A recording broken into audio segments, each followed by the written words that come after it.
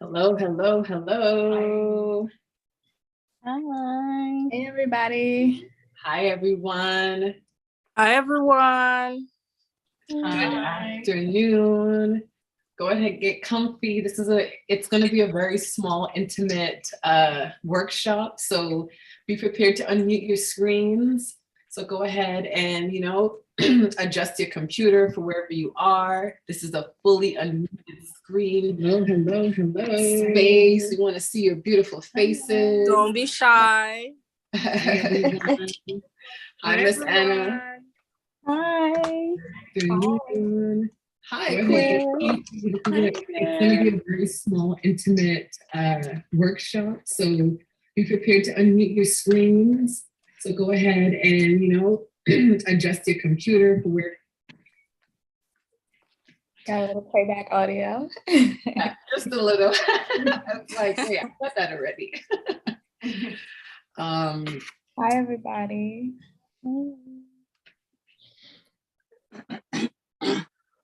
Nice. Queenie, I like your outfit today. Good to see you again. We just met yesterday. And I love the hair. The beads are so cute. I love a good bead. Yes. It's giving me Alicia Keys. Yes. Mm-hmm. Oh, Samara's in here. We got. Ooh, this is exciting. Okay. So, Anne, go ahead and unmute your screen, Anne. We want to see your face. Hannah.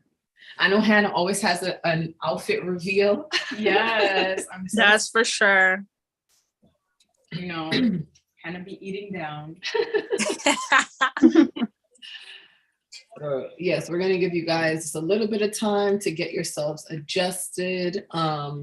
Just make sure that you have your kit with you.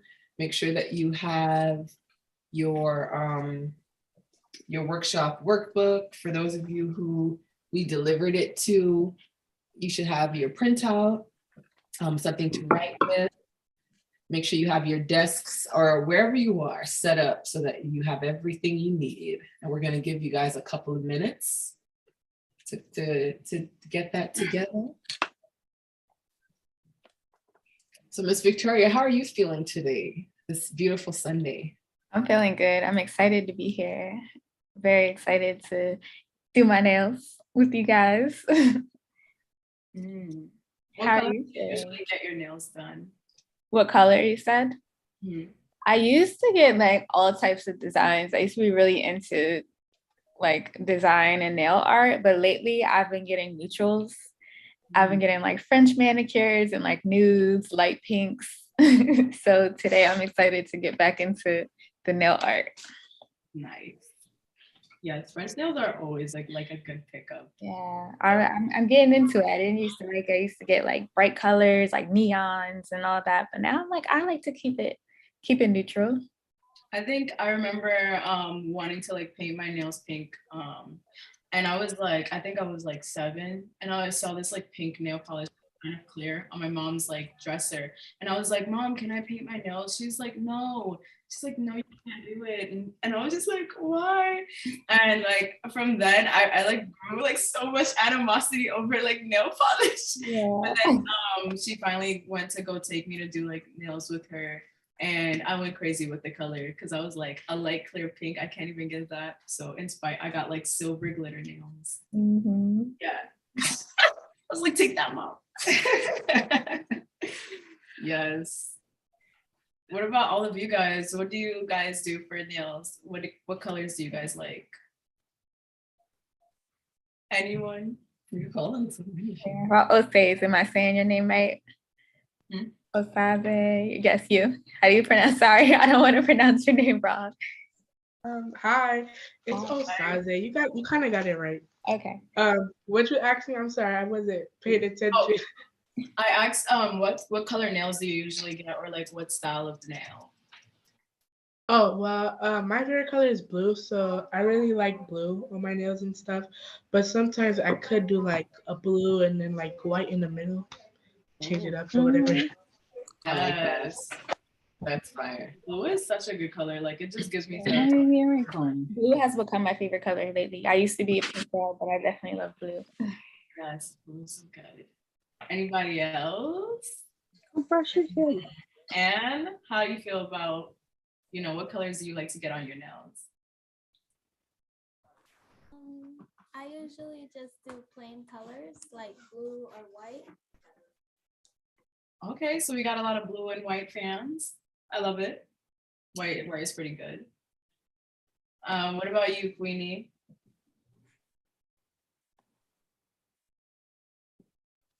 Purple or blue. All right, yes, purple is such a good color, I feel like. What kind of purple? What shade? A light purple. Nice. Yes, lavender is such a good color. Okay. Nice. So everybody's just like into the bluish color, into the neutrals. I enjoy, I don't know. I enjoy, it's very boring, but I used to really love to do all sorts of like colors and stuff. And don't let me like front, because I only did my nails because we're doing this today. But I work with metal a lot, so my nails always chip and break. So my relationship with my nails, I'm trying to nourish that. Okay. So today is gonna help me to like kind of fall back in love with my nails again. Nice. But I used to do 2 like extremely long pinky nails, and I think I may bring that back. Like That's acrylic, iconic. it was like very long, and I would use them to like sculpt things on them, and everything else would be like plain and like short. Yeah, actually, I have an example. This was. Oh, that's so cool. Are there people on those? Yeah, there's little people on there sitting in the park. So love that's what I used to do with my nails. Oh my, I want that as a set. Oh, it's cool. It didn't break. It's cool. I think like It's cool. It's cool. Oh, that was like a work of art. No. I'll fix it. Oh my gosh.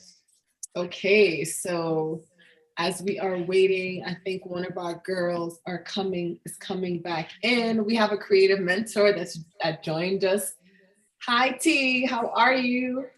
Hi, I'm fine. How are you? Thank you for the kit. I was able to run downstairs and grab it. Awesome. Did you get your workbook also? Yes, I have that. Awesome. Should I grab that now? Yeah, you can go ahead.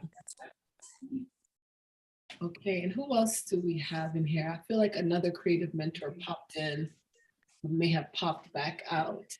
And then I do see in the chat, let's see, Rachel. Okay, son of, okay, hi. Let me type your name in. I know it's not Rachel, but type your name in the chat and then I'll adjust your name. But welcome. I think you might have to make me co-host again Friday. Okay, no worries. Miss Anna, where's Samaya? On her way? She's right here. I'm combing her hair. Oh, She just came in.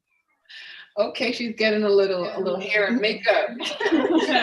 Not makeup, but hair. Okay, nice.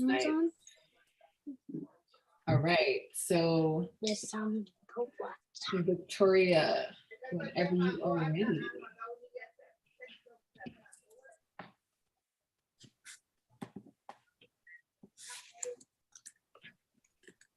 Okay, I got it. Thank you. Morning, your class. Right, yes, nice to see you, Rich. Nice to see you. Hey, Samaya. Hey, Samaya. Hi. We've missed you. Okay, so we are waiting on a few scholars, but we're gonna get started with intros and then we'll just kind of fill them in once they come in. So Victoria, do you want to start us off? Sure. Before we do intros, do you guys want to do like our little breathing exercise before we get into intros? How are you feeling Friday? Yeah, why not? We can do a quick little breathing or, you know, something to get us a little bit relaxed. And don't forget to let our scholars know why we do that in the beginning for the newbies. Yes. Okay. So guys, a lot of times when we start off our workshops, we do a breathing exercise. I'll put on some relaxing music so we can just kind of recenter ourselves and get ready to create. I am going to share my screen in 1 second. So you can see, we also usually do affirmations, but today our affirmations are going to be sponsored by Maniology and our Maniology stickers that we got in our kits. I just took a little picture of them.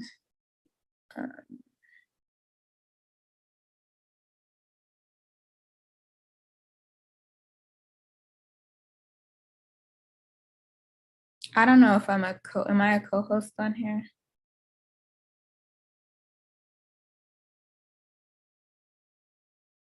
Okay, wait, yeah, I see.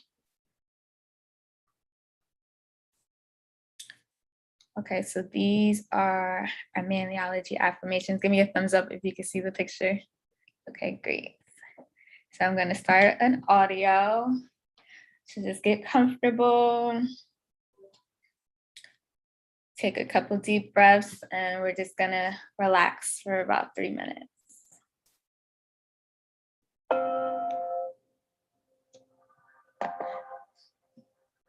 And close your eyes if you want.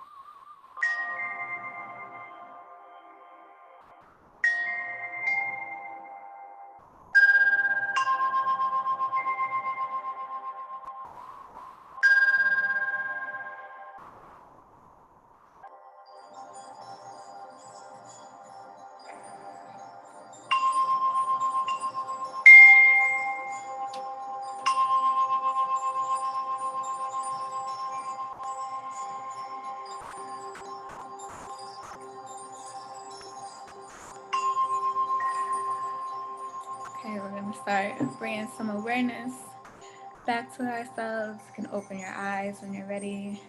You stretch your arms a little bit if you need to. And the affirmations we're going to be focusing on today as we move into our workshop are, like I said, sponsored by Maniology on the wonderful stickers they sent to us to our kits. We have Be Unique and Slay, a reminder that you are allowed to do things differently, choose to shine, stay true, express yourself, And remember that maniology is a perfect way to express yourself, especially through nail art and design.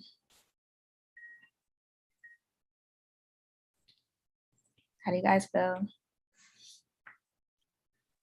How do you feel? I think I feel really relaxed right now. I feel like I was like super jittery before, but now I feel like more calm and ready to like start our day and see what our workshop has in store for us today. I'm excited. Great. Thank How about you? Thank you for sharing. I feel good. I'm excited to be here, excited to see some new faces with us and see our creative mentors here. Couture just also came in. And yeah, let's start introducing ourselves. You want to start off, Friday? Yeah, so welcome everyone to the FWFA Nail Fee Nail Art Design Workshop. This is the first of many, and we're so excited to be here to be able to create with you in this type of way. Just a quick note as well, we are streaming live on YouTube currently. Woo! Hello YouTube, hello everyone.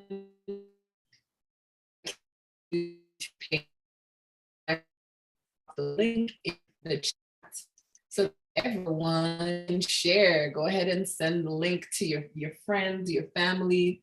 Okay, yes, the link is in the chat right now. You can text it to your friends, your family, and have them watch along as you design some nails today. Creative mentors as well. If you want to share with your people, your audience, whomever it may be, feel free to. But back to intro. My name is Friday Linton. I'm the founder and workshop director and the director of operations, many hats, for the Fashion with Friday Academy. I founded this in 2015.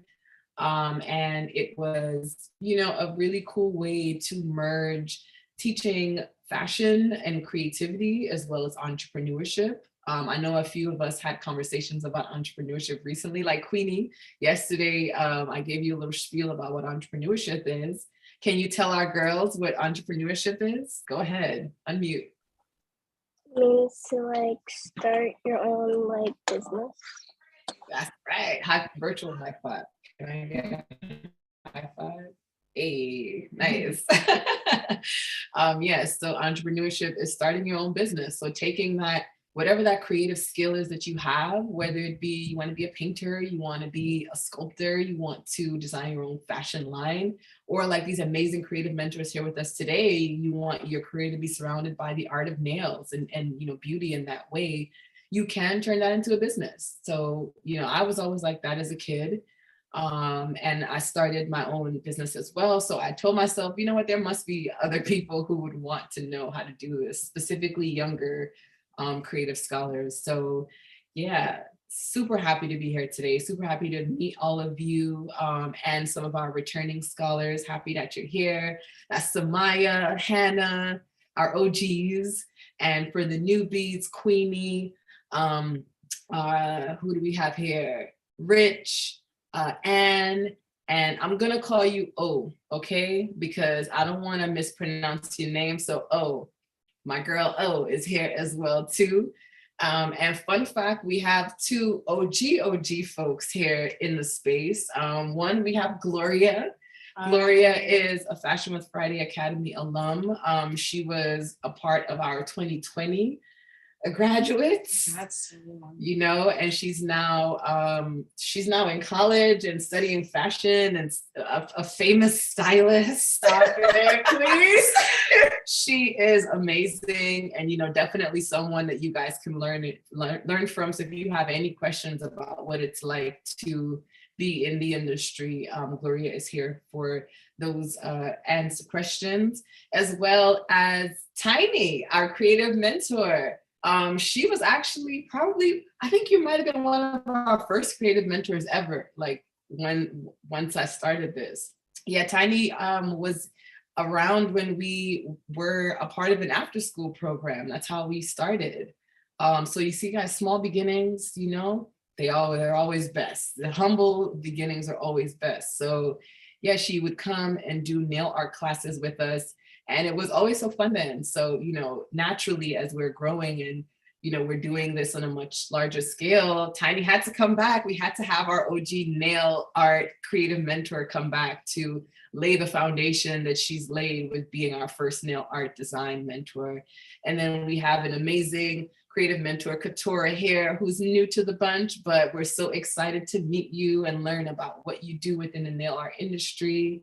And I think I've overstayed my intro, right? So let's move on to my amazing right-hand man when it comes to the Academy, Victoria. Why don't you go ahead and fully introduce what you do here? Hello, everybody. I'm Victoria. I am the Director of Wellness and Special Projects for the Fashion with Friday Academy. So I handle, all the wellness initiatives, make sure you guys are focusing on, self-care throughout the process. Because one thing I learned when I was in fashion school for college is that it's so important for us to focus on our health while we're achieving our goals, so we can create that kind of balance so that when, we start to reach our goals, our health is really solid and we have a solid foundation and a solid understanding of ourselves as we move forward and progress in life. I'm very happy to be here. And as always, we put together a really cool workshop for you guys today with some great stuff sponsored by Maniology. This is kind of like also what I do as far as special projects, putting projects together. I help Miss Friday execute these workshops when we're collaborating with brands and all that. So yeah, I'm excited to be here. And Jules, are you there? Hey. Yes, I'm here. Hi, everyone. I am Jules. I am the creative mentor of the Academy. This feels kind of new. I don't know. I feel like we haven't done a workshop in such a long time. So, it feels great to see everyone. I communicate with you guys through our newsletter and, some emails as well. And so I'm super excited to be here, and welcome to our creative mentors. Welcome back to our scholars, and welcome back also to our alum. So. Thank you, Jules. And now we want our scholars to introduce yourselves so we can learn about you. I'm going to put some of you on the spot. Osaze, would you like to introduce yourself first? And then when you're done, you can pick another creative scholar to go.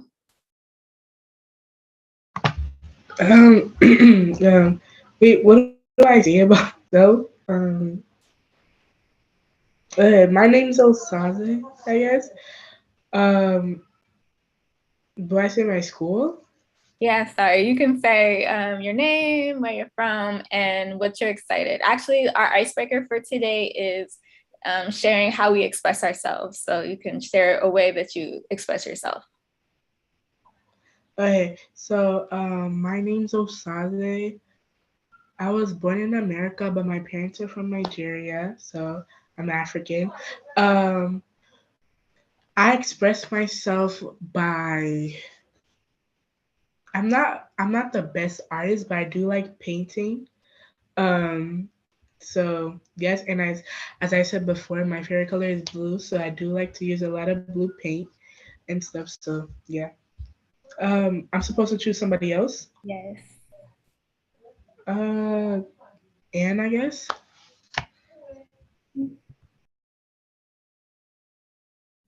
Hi, my name is Anne, and I'm from Haiti, and I express myself through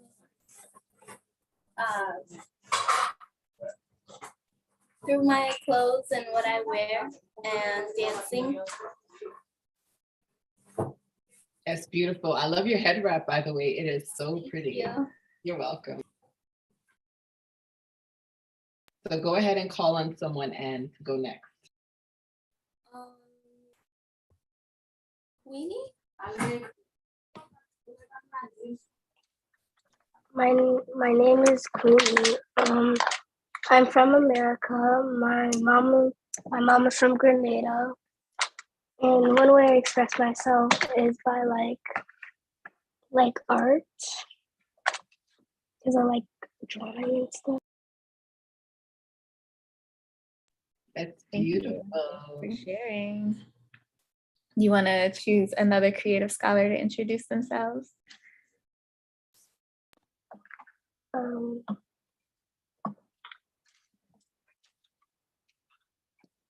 Samara.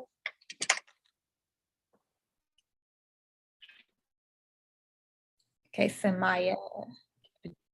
Yes, Amaya.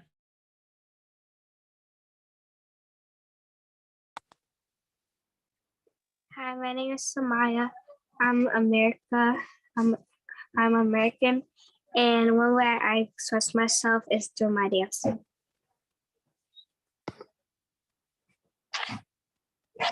Nice. Thank you for sharing. So nice to see you. Okay, you want to call me one more? We have Richly left and Hannah. Hannah.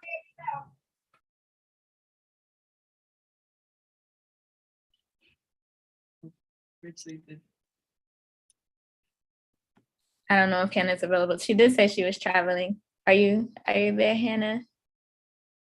Richly responded though. Okay. Oh, Hannah's here. Okay. I see Richly. Oh.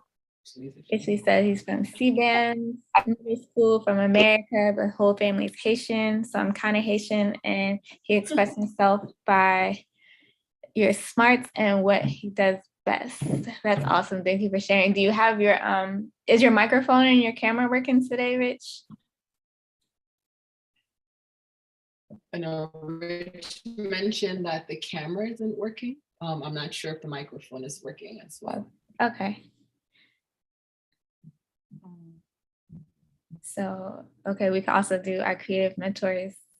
If you guys would like to share, Tiana, if you would like to share. I can start. No, wait. Oh no. Creative mentors. Oh, I'm sorry.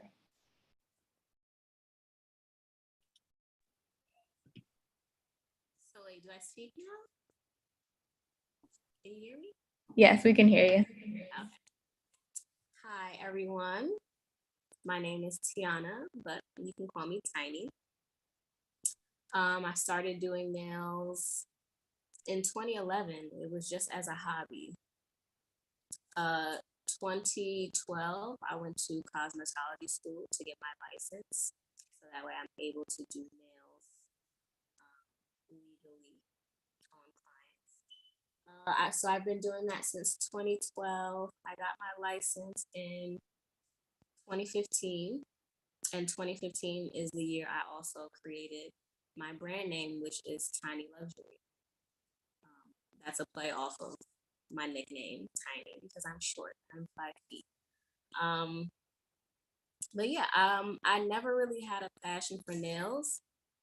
I started doing nails, like I said, just as a hobby, watching a lot of YouTube videos, doing nail art on myself. But once I entered my first year of college, that's when I decided to teach myself how to do nails full time. And here I am, full-time nail artist. I work in my own studio. It's a private studio. I've been in this studio for, I think it's been about 2.5 to 3 years. I have long-standing clientele. I have clients that have been here for 6 to 5 years. And it sounds like I've been in the industry a long time, but I'm actually just getting started. Thank you for having me here Friday, and everyone. I'm excited to see what takes place today, see what you guys come up with today for your nail art, and any questions that you may have. Happy to have you here. Welcome back. Welcome back. Okay, and then Katora, our other amazing creative mentor. Hi, I'm Katora. I also go by Kat. I have been doing nails since 2015. When I was a teenager was when I really was like doing nails on myself. I would give myself a pedicure every single week. I would do a different design. I had all the time. That's like literally the time when you should practice everything when you're, um, from the beginning till your teen years. I would practice makeup on myself. I would do my own hair. By the age of 16, I had like clients. I had a hair book, and I was mainly doing hair, but I would do nails on myself, and my friends would always want me to do their nails for free or to do their hair for free. And like, it's fun at first, and then afterwards you're like, wait, you're going to the salon and paying other people to do it. I'm fixing like the things they're doing wrong, and I'm a teenager, So I officially started doing nails in 2015, and it wasn't a plan. It was just like I was randomly looking for a job. Like at the time, I worked in a cafe, and I was like, this is so hard. Like it's so much work just working in a cafe. So I was just looking for a concierge job, and I came across this job ad that said, oh, we're looking for people who have a passion to do nails and you don't need to be licensed. So I responded to the ad, and basically they had me come in for an interview, and they offered me a position. They paid for me to go to nail school. They paid for my state board exam. That company is called Mini Lux. They're based in Massachusetts, but their goal is to be everywhere. So when I worked for them, they only had one location, and now they have 20 plus locations in Massachusetts and Texas and LA. So their motto is that they're the Starbucks of manicures. They taught me the customer service aspect of doing nails, and the nail care aspect of doing nails. So I specialize in nail care. I believe that that's another form of nail art. What your nails naturally look like underneath the polish is very important. And if they look really nice, like honestly, you put clear on top and it's like still a gorgeous manicure. So I specialize in nail care. And then like 3 years after I started doing nails, like 5 years after I started doing nails, I really got into nail art. So I'm still pretty new at nail art. It's like over a year of doing nail art. I specialize in doing French manicures. So as a new nail tech, honestly, like a French manicure is so annoying, like to get that straight line at the top. So I just kind of wanted to specialize in it so I wouldn't be annoyed by like anybody who wanted to get that service. I'm like, oh, painting is already hard enough. Now you want a French. So instead, I just like wanted to specialize in it. So I specialize in just like classic manis, gel manis, only natural nails. So no nail enhancements. So I guess later on we'll show examples of how you can still have natural nails and you can grow them out long. They can still look fake and they can still be your nails and look great, and you can still add nail art onto your real nails. So that's my goal, is to just get your nails nice and healthy. And if you want to grow them long, we can grow them long, and we could still, have your nails looking popping, and you don't have to like add toxins and, you know, enhancements to your nails.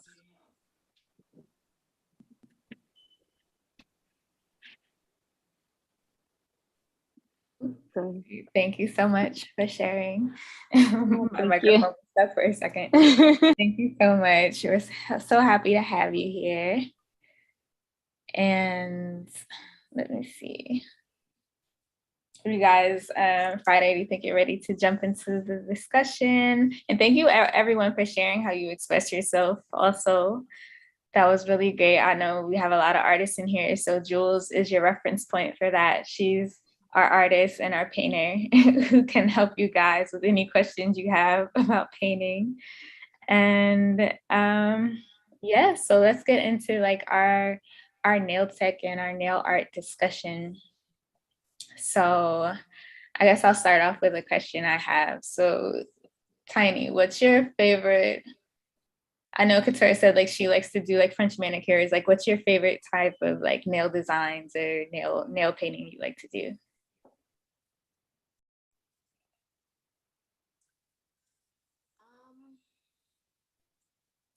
Honestly, I can't even pinpoint a particular favorite because it kind of depends on my mood. There will be days where I like doing just solid colors. Other days I like doing French manicures or, French manicure variations. Um, but I guess I'll say I take more enjoyment out of doing detailed art. So detail art meaning anything that has, a lot of structure to it, a lot of lines, designs that take a little bit more time than a French manicure would. So that could be drawing characters, that could be adding a bunch of gems onto the nails in a decorative fashion. Um, and I simply like that because um, in terms of my mood, again, that's usually the mood that I'm always into. And aside from that, I enjoy challenging my skill level. So the skill level that I'm at is pretty high, but definitely not as high as I'd like for it to be. So I like to challenge myself with doing things that I've never done or things that I know um, I've done before, but at this point in my career, I know I can probably do it better than I have before. So I'll say right now I like detail art. And did you grow up like learning from artists or around artists, or what was that spark of like, this is exactly, my lane? Like, where did that come from as a kid? Honestly, I get that question all the time. People ask me, do I have a background in art? And I don't at all. But I do think it's embedded in my DNA because my great grandmother used to draw. My dad, he used to draw. He used to be an artist. Nice. He used to, make his own fashion shirts and sell them. My sister, she's a great artist. So I just think it's in me, and doing art on nails. That's my art. So whereas my great grandmother, it was actual canvas and painting.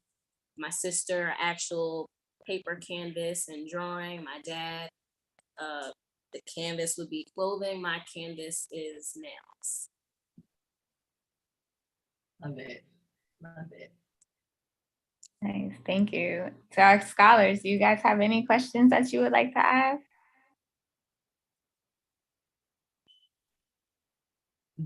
Everyone's a little shy right now. Go ahead. You know what? Okay, so what has been one of like the most like challenging sets that you've ever done?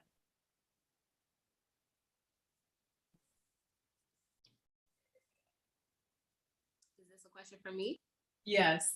Yes. Um.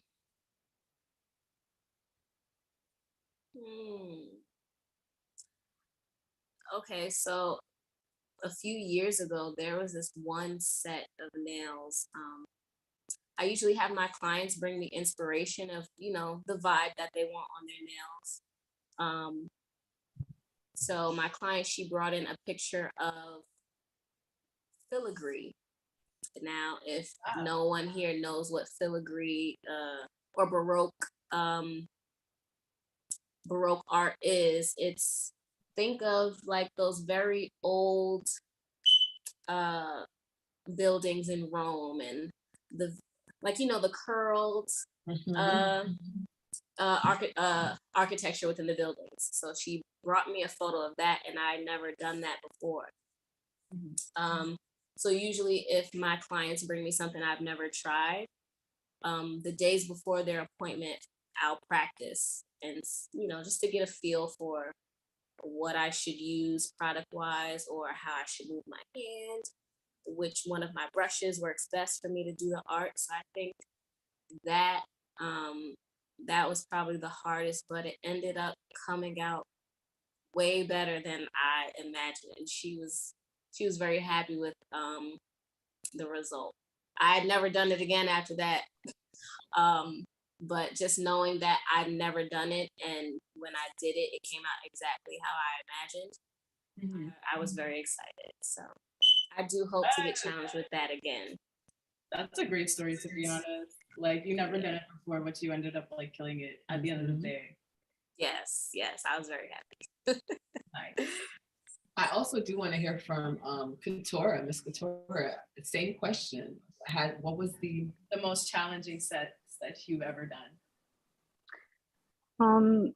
In the aspect of the nail care, I have like helped people regrow like their damaged toenails from like, you know, running and things like that. People who thought like they just couldn't have pretty nails and pretty toenails, and just like regrowing that completely out and like educating them on like how to prevent that from happening. And just basically a really good pedicure could prevent you from having to see a podiatrist, and a bad pedicure can send you to a podiatrist. So like just me being able to refer multiple people to see a podiatrist and they actually had an issue, like that's what like fuels me and keeps me going. But I would say for me as a brand new nail tech, I had a really hard time just like making sure the polish job was perfect. Cause like I said, I feel like that is also nail art, is like the polish job just being perfect. Then, you know, being able to paint a nail in 2 coats, like a thin, perfect manicure, it was difficult. It's more difficult than it seems like it would be, because like when you're working in a salon, you're under everyone else's time, and everyone has different nail shapes and different nail beds. So when you see like pictures of nails on Instagram, it's always perfect nails. Like it's never really realistic nails. So someone would come in with like just no nails at all, and they want a French, and you have to make it look like their perfect version. So, you know, like every version of nails is more difficult than people think, because it's just like one size fits all. Right. So I would say like, because I don't have a ton of nail art experience, every single time I have a new set, it's kind of a challenge, but it's like I'm like challenge accepted. And that's the only way that I could get better, was to say, okay, I'll tackle it, even though I'm like, I never did this before, and I have to do it in 15 minutes or 30 minutes. Like I'm under someone else's time, and like time is money, like in any business, but especially like when you're working with everyone else's schedule, and maybe the person didn't book for that service anyways, like they didn't book correctly.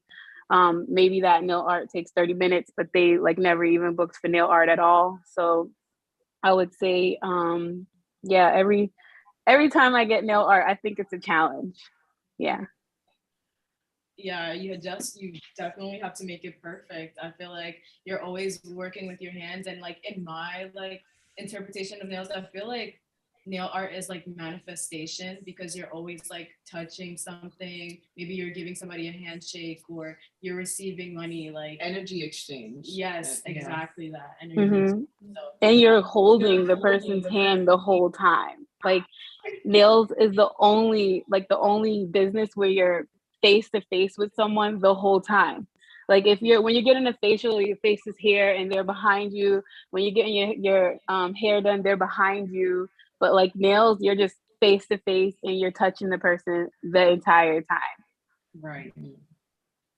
Okay, so also another question for you guys. And Tiny, we'll go back to you, and then Katura back to you again. But what's the most memorable experience you've had while you're still currently on your nail art journey or nail care journey?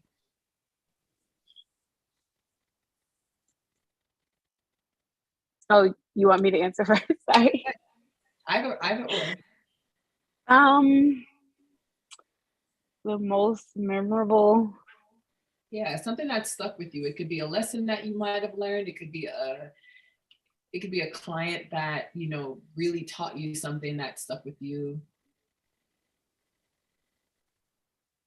I would say, does it have to be nail art related? No, nail care, nail art, anything nail related. I would say like it was empowerment.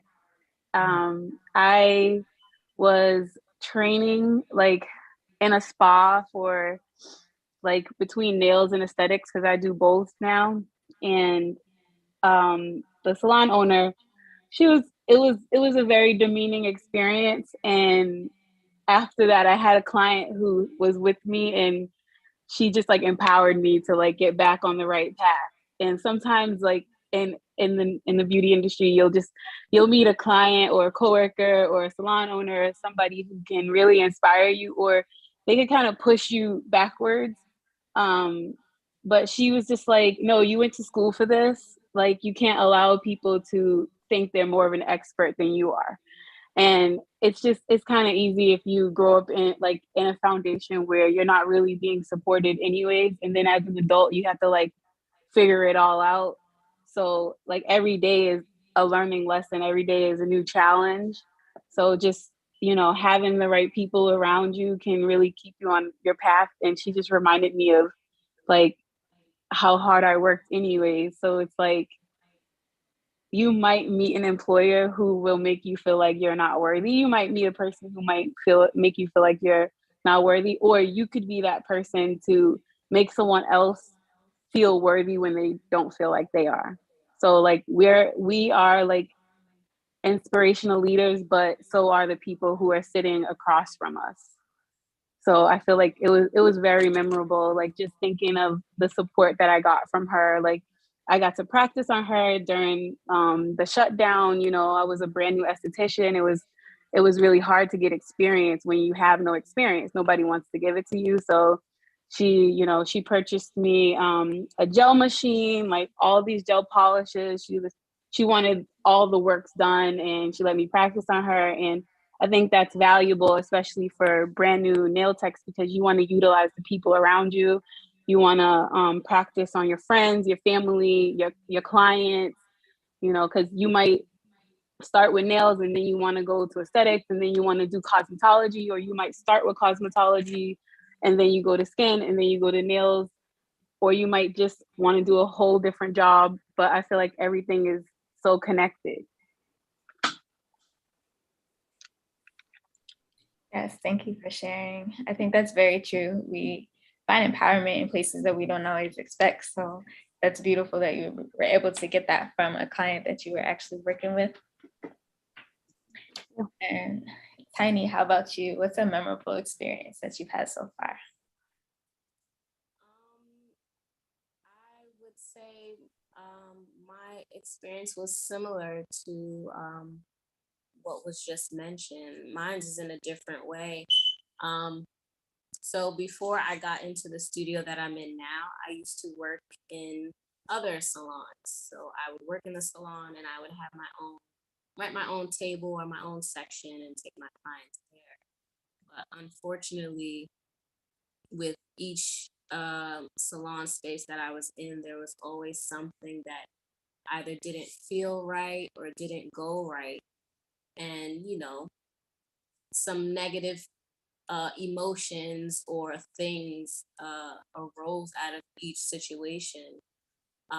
So I think those were memorable because I took those negative situations, or from one place, I took one negative, turned into a positive, went to another location. If something bad came out of that situation, take that negative, um, experience, turn it into something positive. So I feel like each time I was in one location, another location, I increased in terms of um, my level of creativity, my level of skill.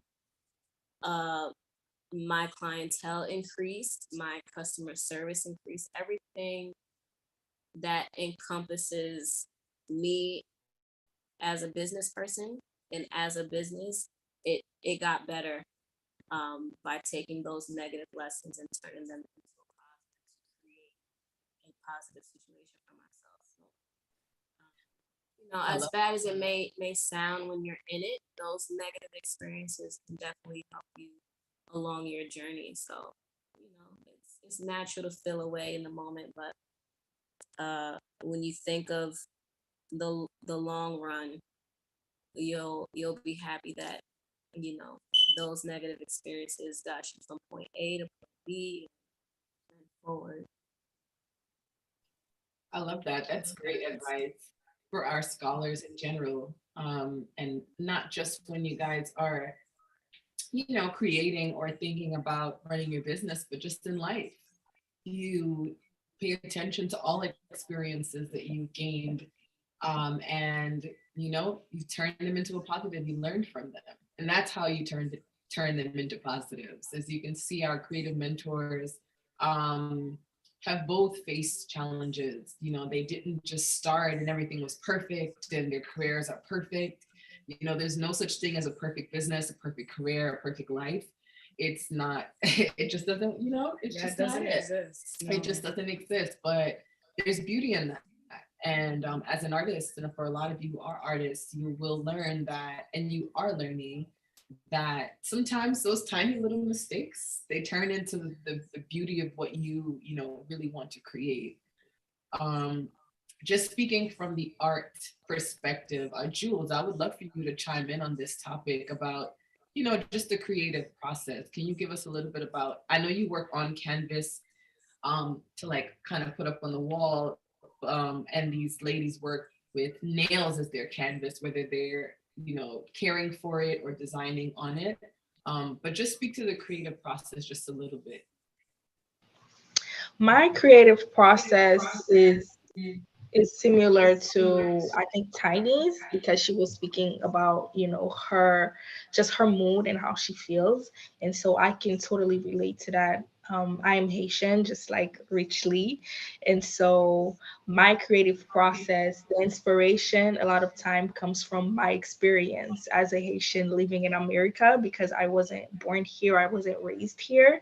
And so, the tiny little negative experiences, I definitely transfer that onto my canvas. And I use colors that emulate that emulate my frustration sometimes, that emulate my happiness, through yellow, that emulate just my satisfaction, or the way that I feel, the love that I have for art, the love that I have for my family, the love that I have for this academy, just anything.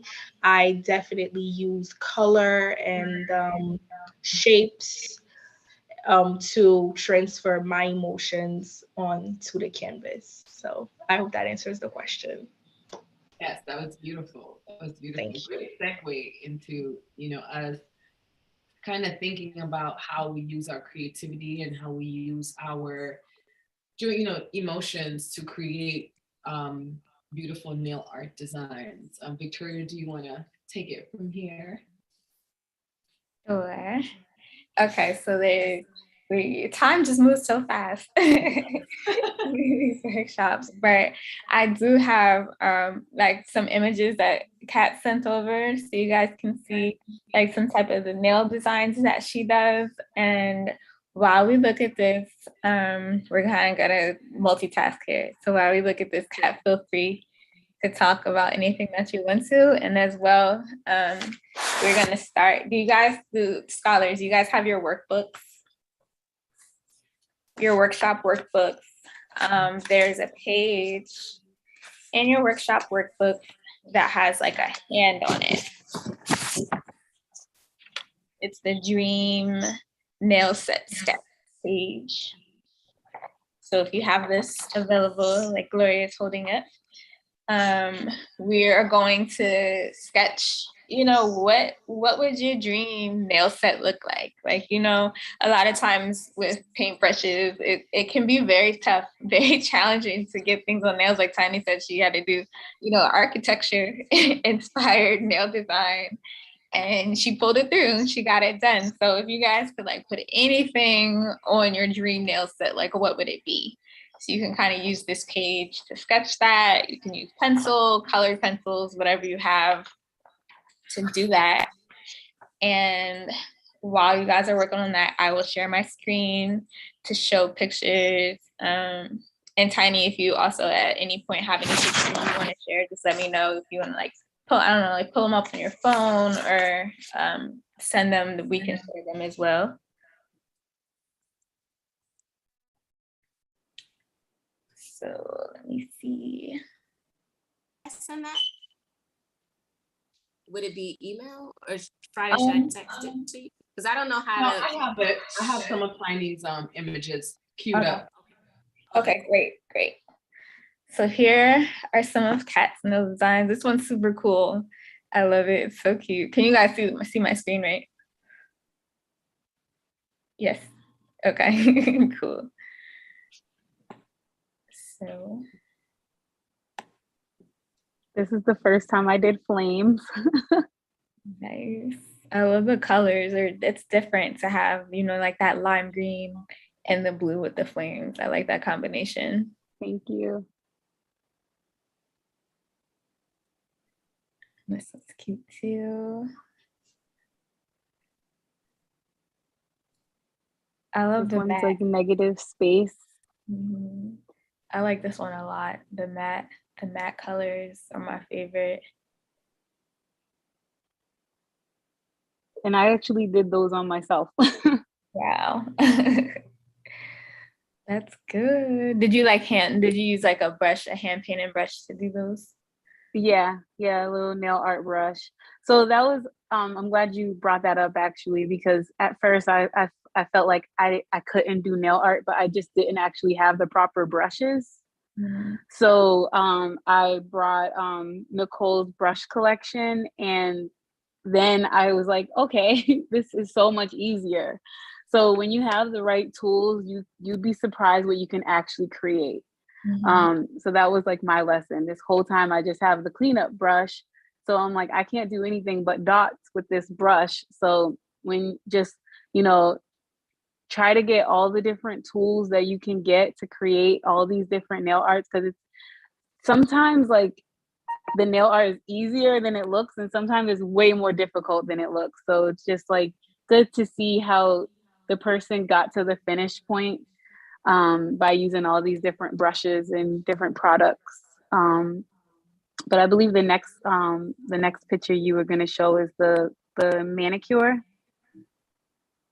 Yeah. So my Instagram name is Keratin by Katora, and the reason is because the keratin manicure, that's the before photo, and then you could show the after photo. You can see that the keratin solution was able to really moisturize the dead skin that's around the nail and soften it up so that it's easier to trim the cuticle, because you really don't want to overcut someone's cuticle, because then it would just do the opposite of what you want it to actually do.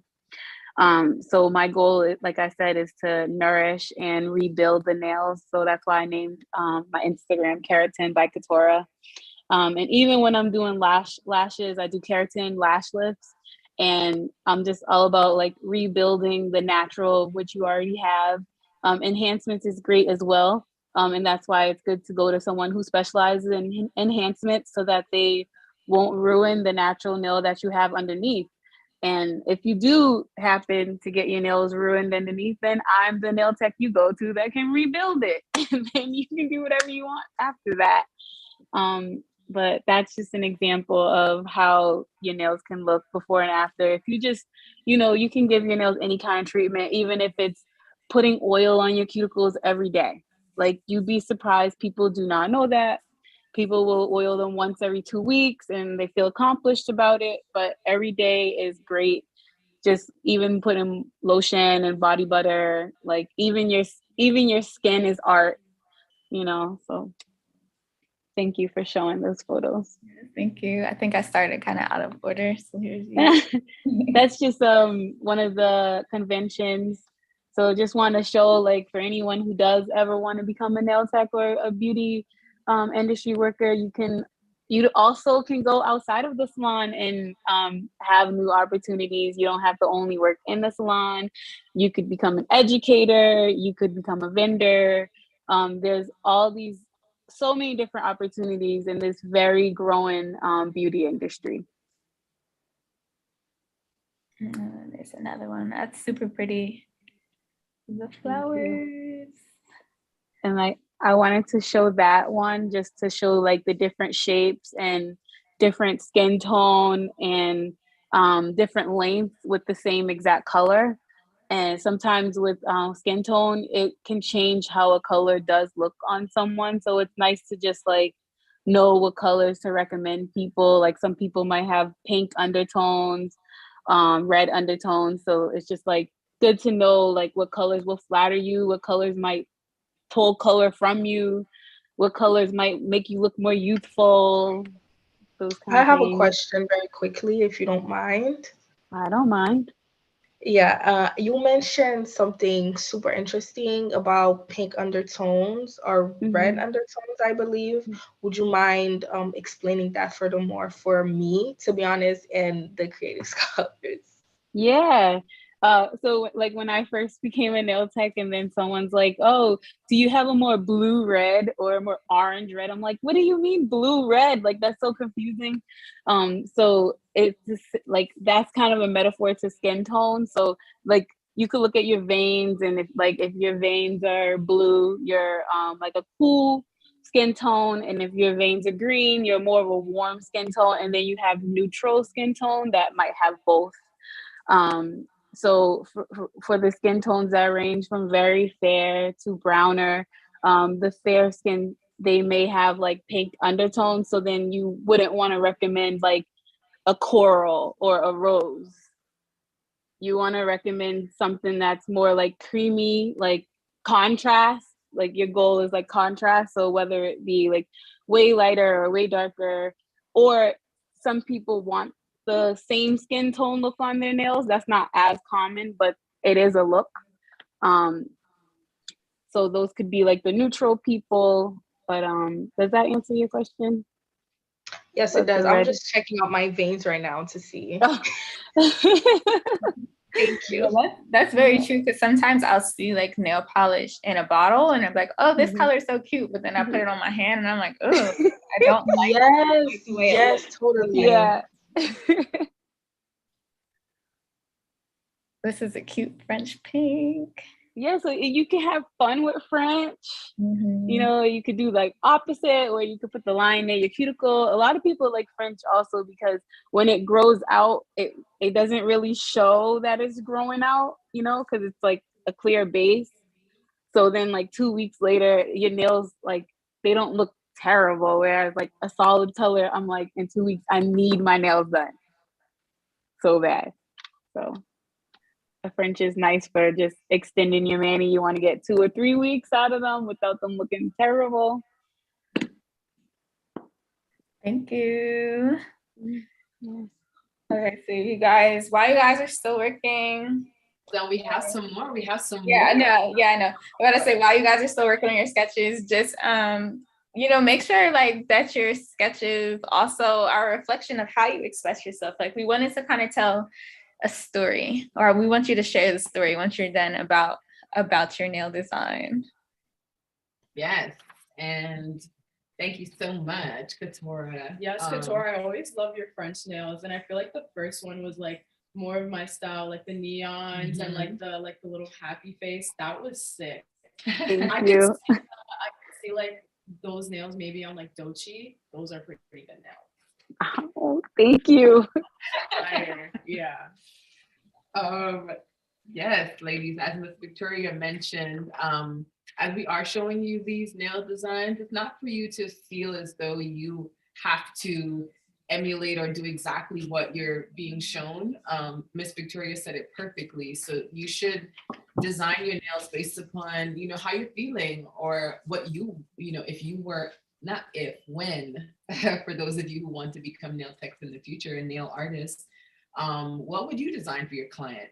So you can treat your handset within the workbook as your client. Let's treat her like a client. You can give her a name, you can write her name at the top.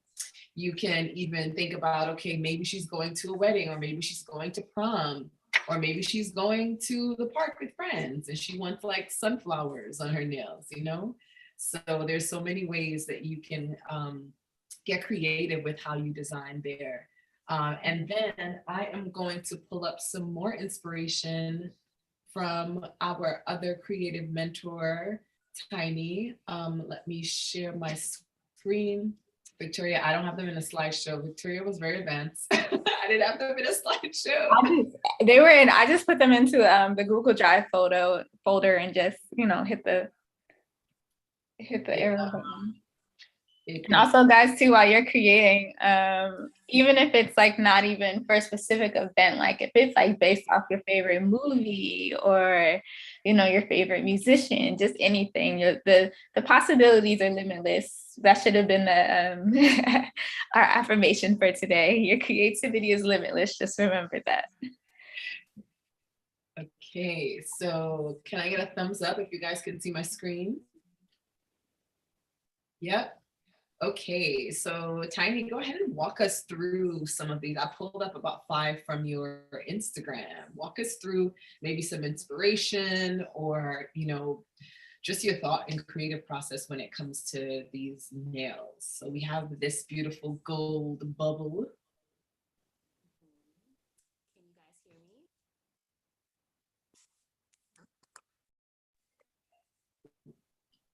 Okay, you can hear me now. Oh, yes. We can kind of hear you, but you're a little bit low. The volume is a little low.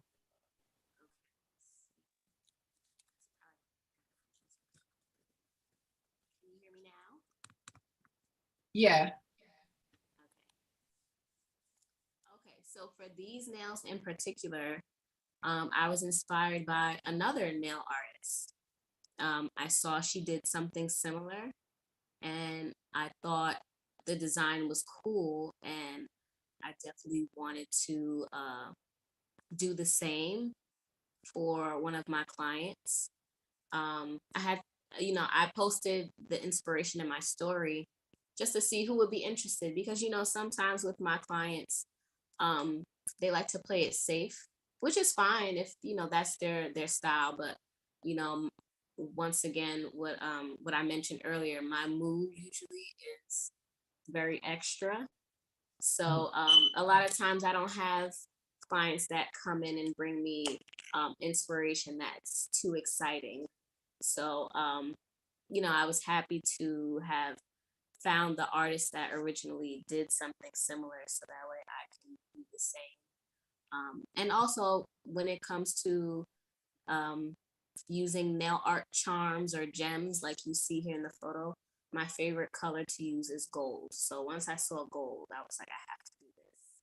Nice, nice. So when you are selecting, when you're freestyling, is there like you said, your favorite color is gold. So you're freestyling, a client comes in and just says, do whatever you want, like just do your thing, be an artist. Do you automatically go for gold? Most times I do, but it really depends on what I have in mind to do. If it makes more sense to use silver or like a rose gold, then I'll do that. But most times, whatever is already in my mind to do, or something that I've always wanted to do and put my spin on, it usually involves gold. Okay. Because gold is just better. Okay, so let me see. Let's grab the next one. And ladies, also, if you have any questions, feel free to chime in. I know you're designing right now, but any questions, do not be afraid to interrupt. Is that O? O, do you have a question? Go ahead, girl. Okay, so my question. Okay, so my question is there like a time where you like felt like giving up, but like you overcame it, and how did you like overcome not giving up? All the time. I'm kind of in that mood right now. I won't say in the mood of giving up, but I do have my moments where I'm uninspired and I don't necessarily want to interact or sit across from clients, if that makes sense. And that's not a bad thing. Sometimes you'll get in a mode where, you just kind of want to be to yourself or going back to me not being inspired, sometimes that's because you're not getting enough rest, or you need to be in an environment that's not the environment that you're always in. I'm always here in my salon doing nails. If I'm not here, I'm at home thinking of what to do next when it comes to nails. So sometimes that can be very tiring. And I'm at that point right now. So usually how I get out of that is I definitely try to get more rest. I don't overwork myself. So I know normally when you go to a salon, you see it's very active. It's a lot of people in the salon. They're in there from the morning till like 8 p.m. When I start my day at 9 in the morning, and I make sure I finish by like 5 p.m.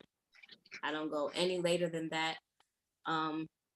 Just because I have to make time for myself outside of what I do. But aside from getting enough sleep, I make sure I'm active outside of work. So I work out. And also I try to take vacation when I know I have time, just to see something different, feel something different. So I think those things help me a lot to get out of, the mood of me feeling like I want to give up, or the mood of me feeling like I don't want to do anything right now. So that definitely helps me a lot. Great question. Great question.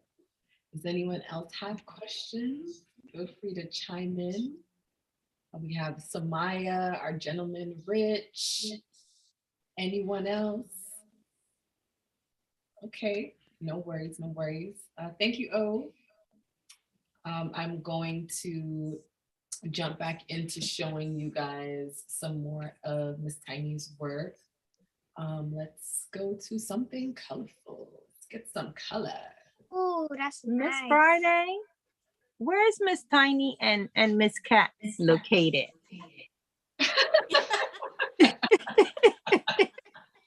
Miss Anna's like, I need the appointment right now. I do, girl. You know I like my nails. Yes, there's such a confidence always.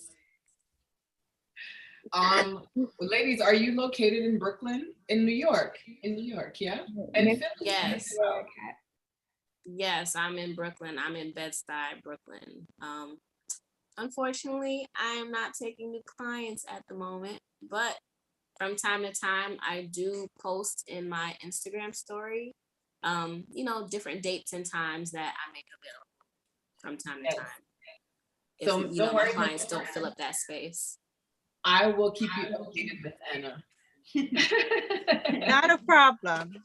And Kat is located in Philly. She's at I go to Pennsylvania. My sister lives in you know. come on through. She lives in Fallcroft. And my cousins live in Upper Darby. Okay. Not too far. And Miss Anna's ready to make the road trip. Oh, yes, I am. Yes. Okay, Miss Tiny, tell us a little bit about this design. And where were you?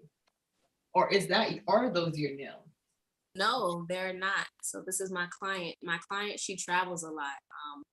So anytime she comes to me, or lately, she hasn't been getting art a lot. So this particular time she went away, she wanted art. So she sent me inspiration in advance for, I can't remember what the caption says, if you can help me out. They were a tile. It's like a tile. I will, hold on, I got you, let me see. So this was like not even a nail reference, like this came out straight from like your brain and like the inspo picture. No, don't get it. Well, yeah, okay, I was gonna say not straight from my brain. I'm not that good. But yeah, she sent me an inspo picture of some tiles. Yeah, the Azuelos tiles, right? Yes. So where she went, that's where the tile is from, or that's the art style of their tiles. So she sent that to me in advance, and she wanted them replicated on her nails. And this was my first time doing that as well. Wow. And this is how it came out. And she made sure she sent me a photo when she got to her location on her vacation. How long did this take you? Honestly, I don't know, because usually with the detail nail art, I'm so zoned out, I don't even pay attention to the time. But if I can give a rough estimate, I'll say probably about, for the set and the art, I'll say like we were here for like 5 hours. Wow. Yeah. Yeah, that's art. Yeah. So And especially since it was my first time, I have a question. it was much slower. Do Yes. you and Katora do press on nails at all? Because I feel like, press on nails last longer and it does take a long time for both of you to create the art that you do. And I wanted to know if like press on nails is something that you guys dip your foot into. Yes, I actually do press on nails. I have a set of press-ons here that I'm working on. So my other business is Pressed by Tiny. So going back to when I said my clients don't really bring me exciting nail inspo, I usually, whatever I have in my mind to already do, I'll transfer that to a press-on, and sell it. Or I'm open to if anyone has a custom design that they want to do. When I am taking custom design orders, I go through the process of them emailing me. I ask them, to lay out exactly how they want it, or if they want to leave the design up to me. I just ask certain questions just to get a feel of how they want their custom nail set to look. But yes, press-ons, that's all I wear now. Like I don't even, it's so much easier and so much more flexible when it comes to, if your style changes a lot, you can just change your nails along with it. So one of the things that I know that our creative scholars may dabble into, and that Gloria is also dabbling into, is working with celebrity clients. And it seems like when you're a kid or you're just like not in the industry, it seems like such a far-fetched dream that is not attainable, because you're like, oh, not me, I could never do nails for this person or that person. But I scrolled on your Instagram and I noticed that you have an amazing client, someone in the music industry. I wanted to pull up her image. She goes by the name of JT. Why don't you tell us a little bit about what is it like to work with celebrity clients, and how did that even happen? Was that more so they reach out to you, or you just run the business and you reach out to folks to pitch? How does that work for our girls who are interested in pursuing that part of their career? Honestly,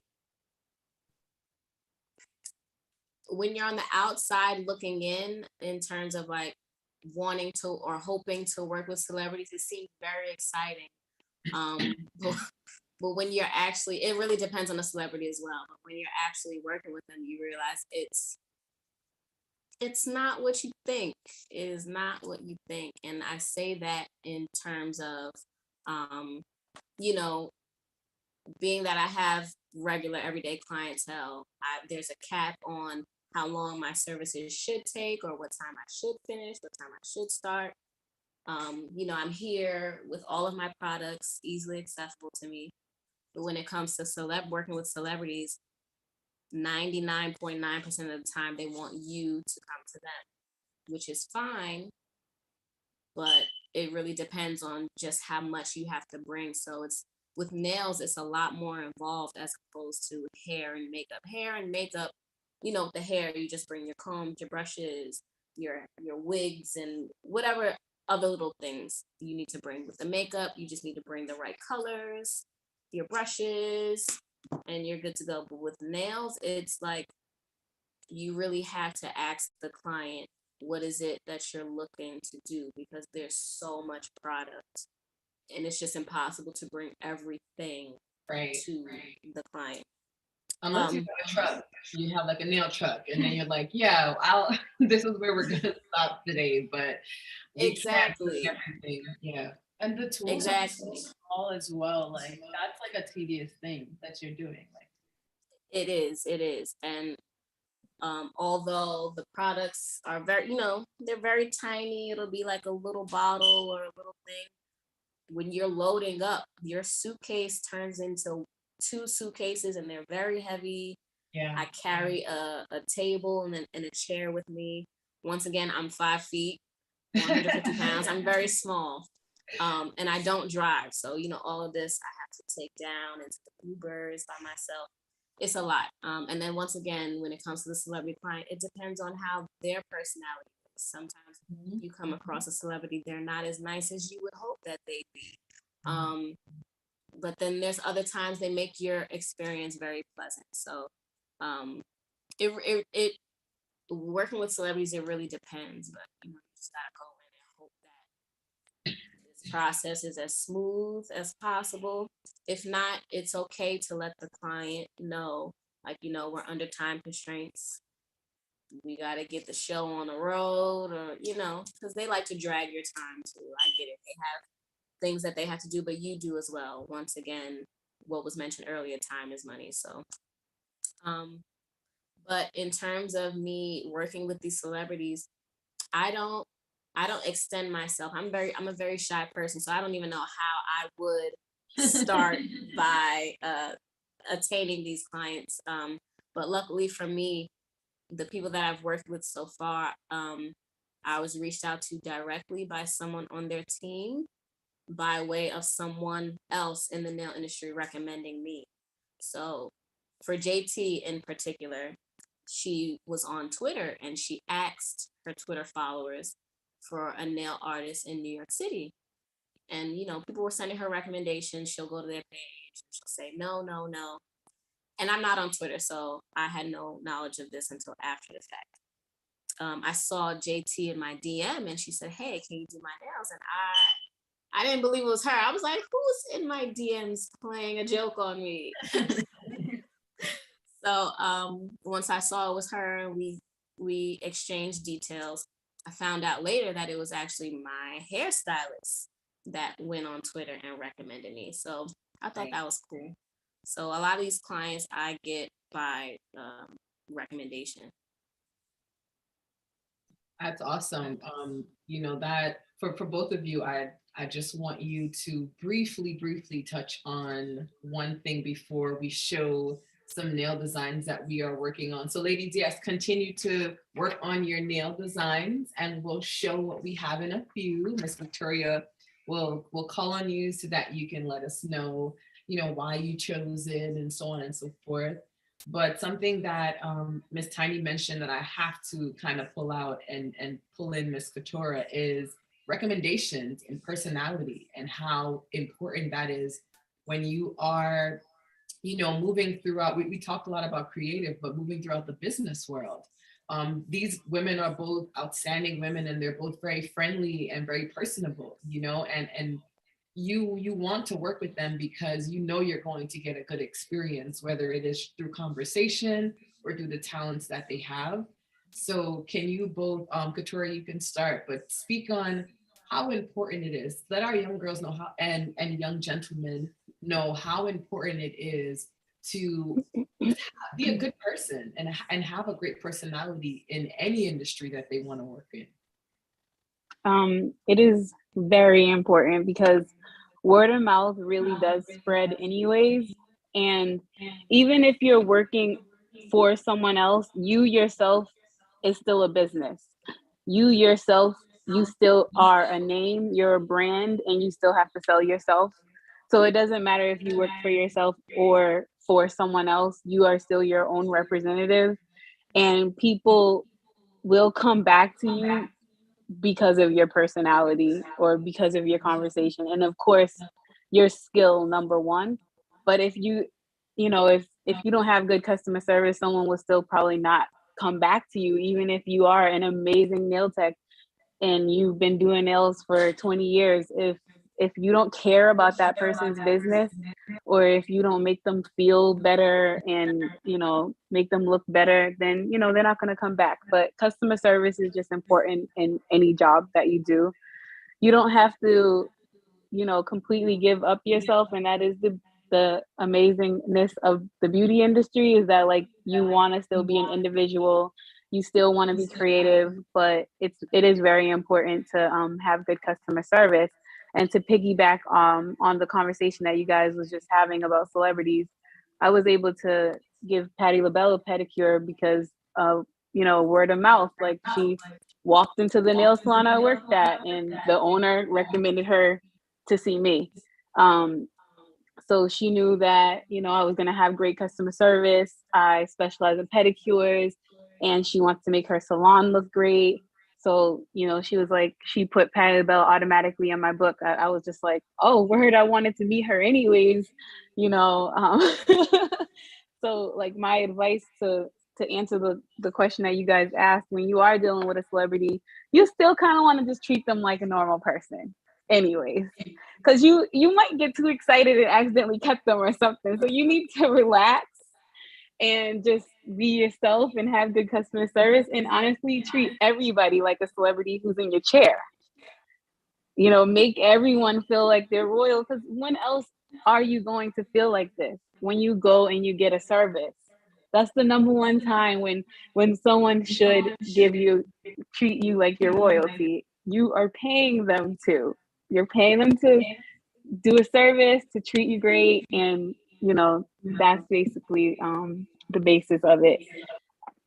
So customer service, I feel, has gotten me very far. Even though I said Mini Lux, they taught me the customer service aspect of nail salons, Starbucks taught me really the customer service aspect of, you know, the customer's always right. And that's not true, but you want to treat them like it is in their face, and you can say whatever you want when they leave. But, you know, while they're there, yes, okay, you know, if they're angry, they're probably wrong. And, you know, and you just have to explain in a very professional way, you know, why they're wrong and how we can come to, you know, an understanding. People might be late, they might not book for the right service, and it's just good to pause for those 3 seconds, hear them out, explain things, because usually they're confused about something, and, you know, greet them when they come in, thank them for their business. So I feel like it's very important. Awesome. Thank you. Thank you. And Miss Tiny. A lot of what Katora is saying is in fact true. Word of mouth, you'd be surprised. A lot of people use or rely on social media, but the old school way that still works is word of mouth. So it always helps to be true to yourself, be pleasant to people, respectful, treat people as you would want to be treated. Once again, like it was mentioned, it is a service. So you come, or, you know, wherever you go to get service, you're there to feel your best. And it helps when the person that is servicing you and exchanging energy with you is at their best. So yeah, just always remain a good person. You'd be surprised, it would take you into some doors you wouldn't think that you'd be able to walk through. Just be respectful. Thank you. Thank you, ladies. Okay, Miss Victoria, why don't you lead us in our nail reveal? I guess we can go around and everyone can show their nails. Yes, thank you for sharing. I'm really excited to see what you guys came up with for your nail design so far. Let's start with Samaya.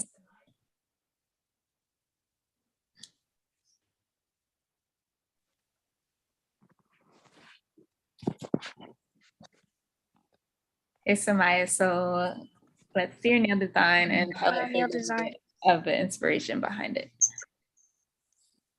This is my nail design. I got inspired by me. So this represents mostly love and nature. I love it. It's beautiful. Does that say the word, can I see it again? Does that say the word love on there? Yeah. I love it. I love the colors. It's feeling very springy. I love it too. Can we get one more peek at it? Let's get one more Yes. peek. It looks like sherbet ice cream. Like I want to eat the nails. It does look like ice cream. So good. So you tell her I said hi. Hi. Hi. They're saying hi. You are so much. One day Miss Friday. Don't worry. Okay, who's next? Who's next? Sorry. Let's go with Queenie.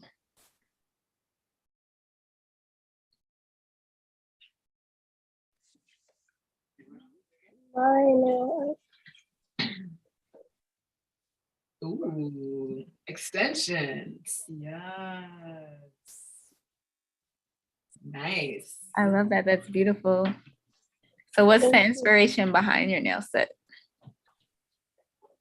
I was going for like a dripping swirl type of look, and the color would be like a blue with stars on it.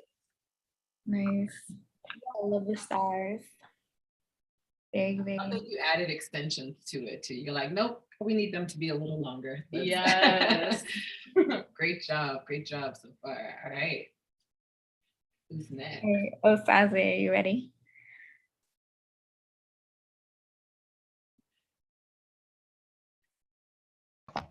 Okay, so mine is kind of basic.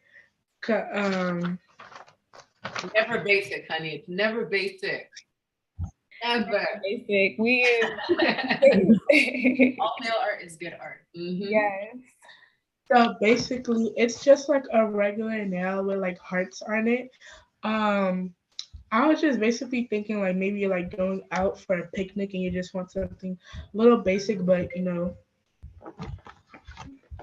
We love it. something that still looks good.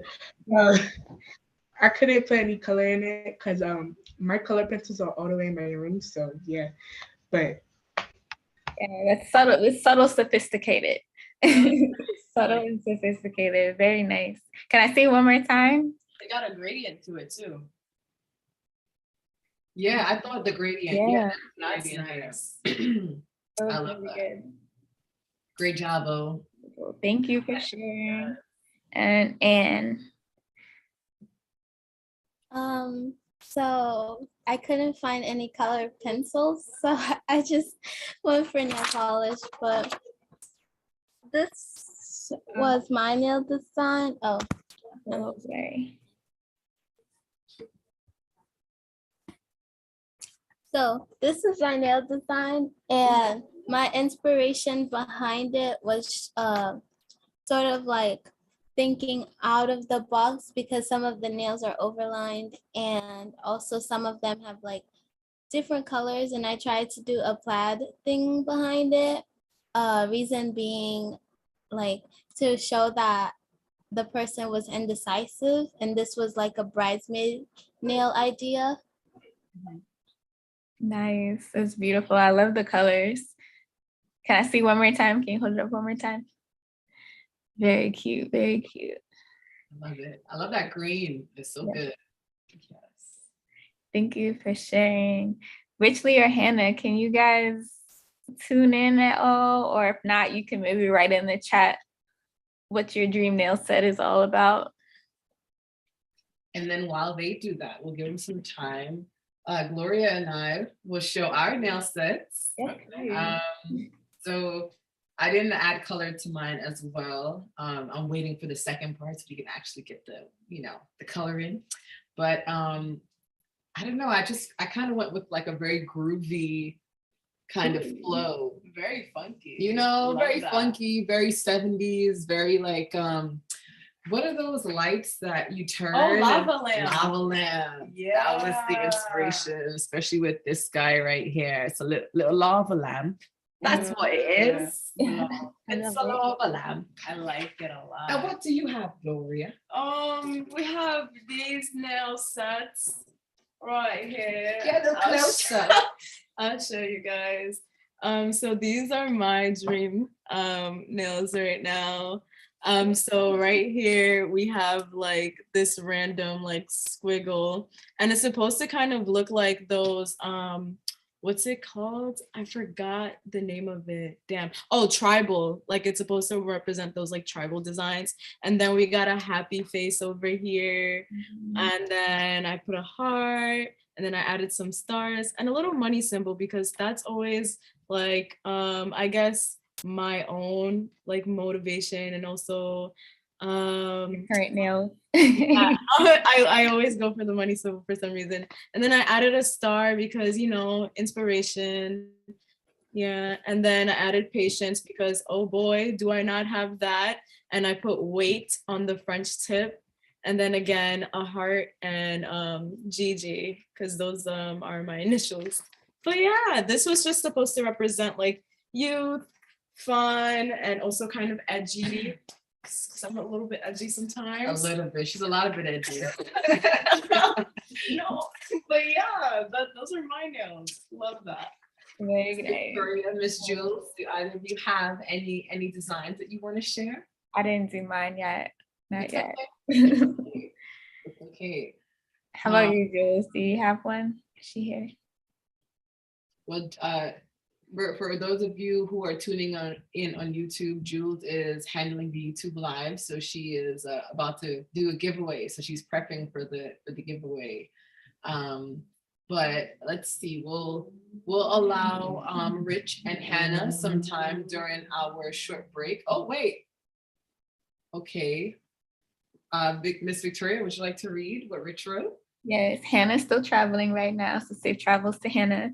And Rich wrote that his dream nail set is like a book for school, a basketball for basketball, a game controller for games, and just a self bio type nails. I love that.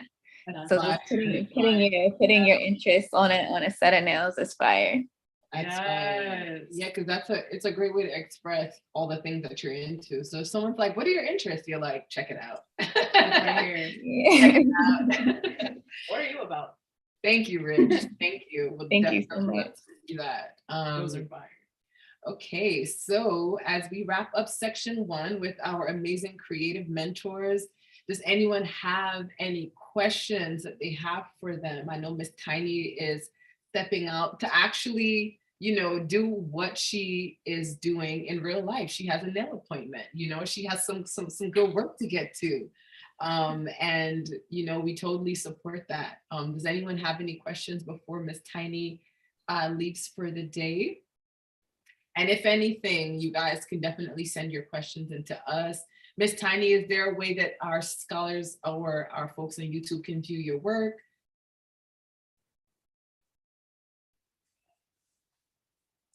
Yes, so you can view my work on my social media pages. So tiny.luxury is one, or you know, that's my main business page. And if you wanted to look at more of my work for my press-ons, my press-on page is @pressed by Tiny. Awesome. And yes, we're going to put that in the chat before you guys leave so that you can follow Miss Tiny's journey. And yeah, Miss Katora, are you staying with us for the remainder, or are you also departing? I'm gonna stay for some time. Yeah. Okay, all right. Stay for the party. Okay, so before Miss Tiny leaves, can we get a group shot, a group photo? So everyone get nice and close to the screen, and make sure you can see your whole face in the screen. And how about, should we hold up our nail? Yeah, let's pull up our nails.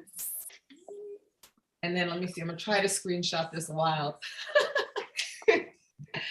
I'll try to screenshot it while I hold mine up. So usually it's our tradition. We do one smiley face and then one silly face, right? So let's start with the smile. Goofy gals. I'm gonna hold this like wow. Hold on. Okay. No.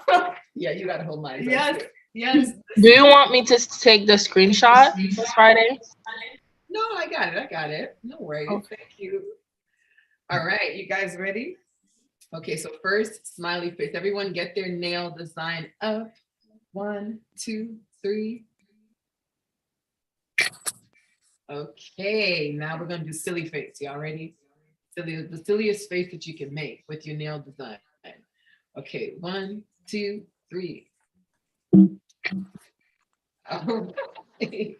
Thank you so much. Can you everyone unmute and give a round of applause to our creative mentors for an amazing first. Thank you so much for joining us.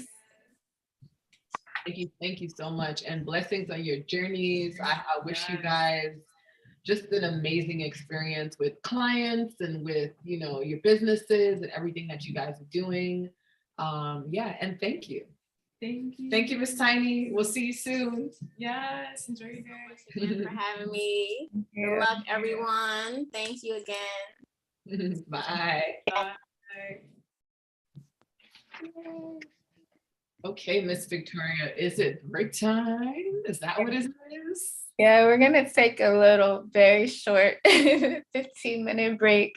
So you guys can grab some water, something to drink, a snack if you need to, and also grab your maniology kits, because next we are going to do our nails. Maniology, our creative sponsors for today, they're gonna come join us and teach us how to use these. So set up your station if you need to, like get some like paper towels or newspaper or something to put on your surface so you don't spill nail polish on it. And you're gonna come back and join us at 4 p.m. All So right. 15 minutes. Yes. So for those of you watching on YouTube, we'll be back at 4 p.m. Yeah, and we'll see you then.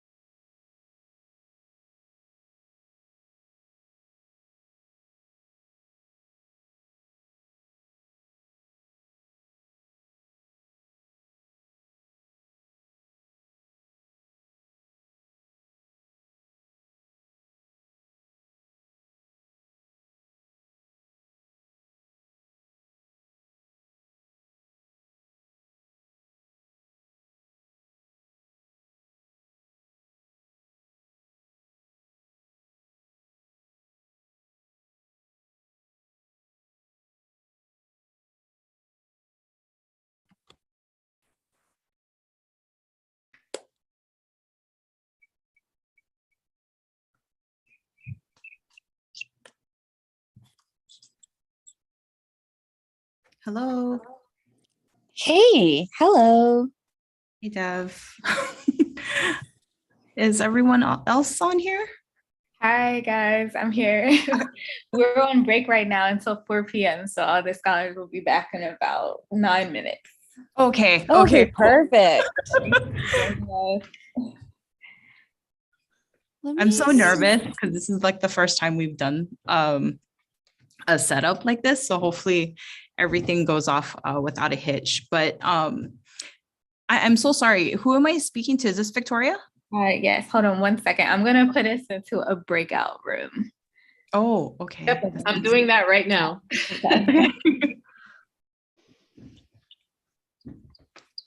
Hi, ladies. Morning, Dev. Okay.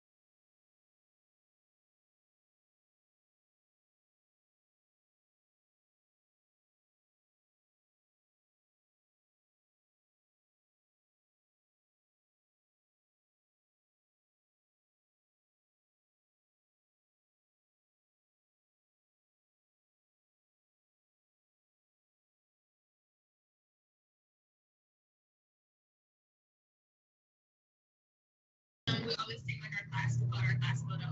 So we always do a class photo that we'll take, and we'll send you the one from section 1 too. You can have both of them. Also, if you ever like would like us to join.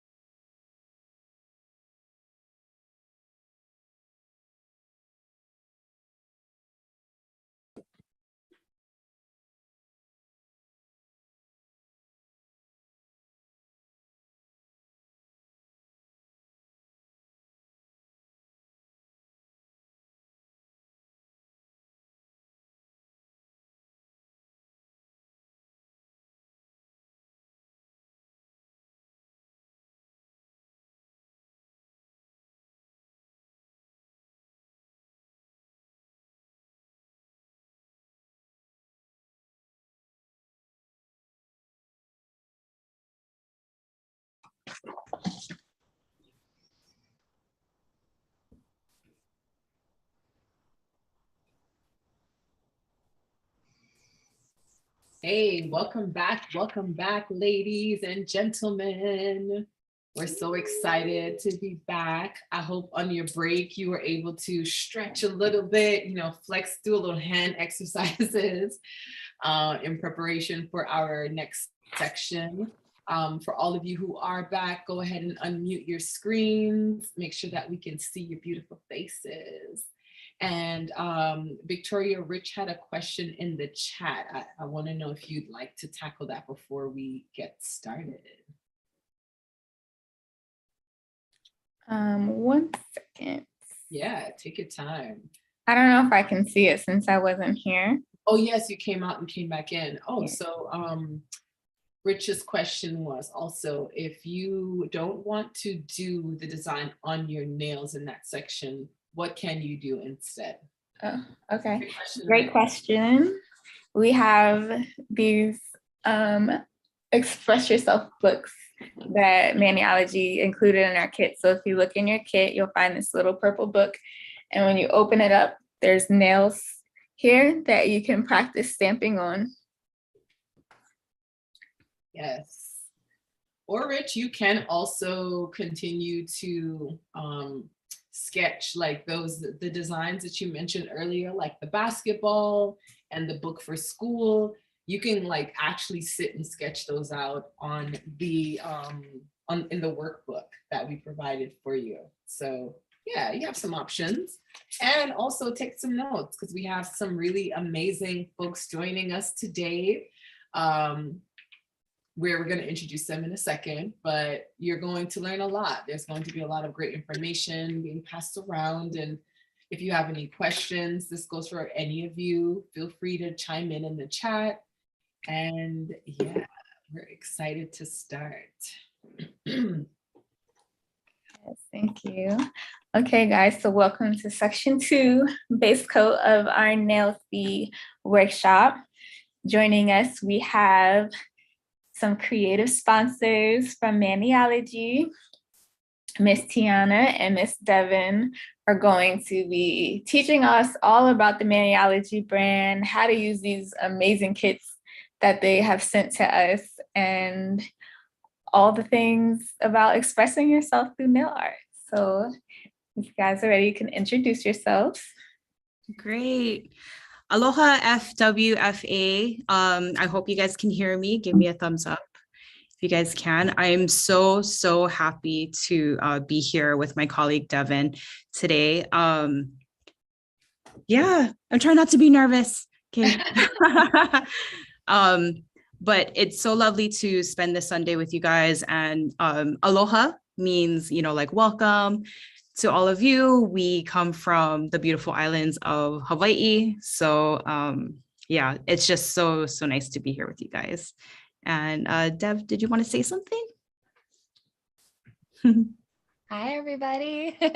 It's nice to finally meet you. Yeah, I don't have too much to say right now, but I'm sure I will later.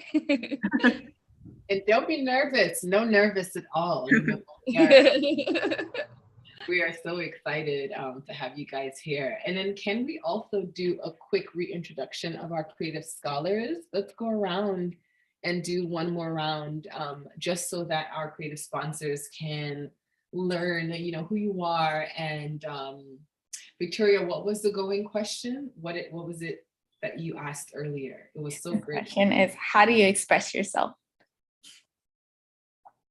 So you can just introduce yourself just like you did earlier, your name, your age, where you're from, and how you express yourself. So let's start with Samaya.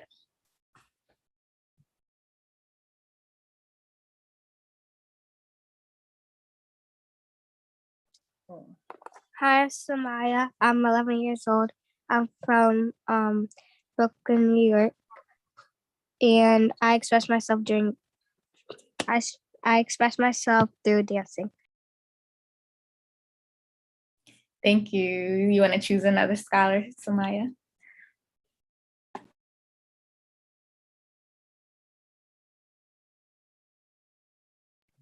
And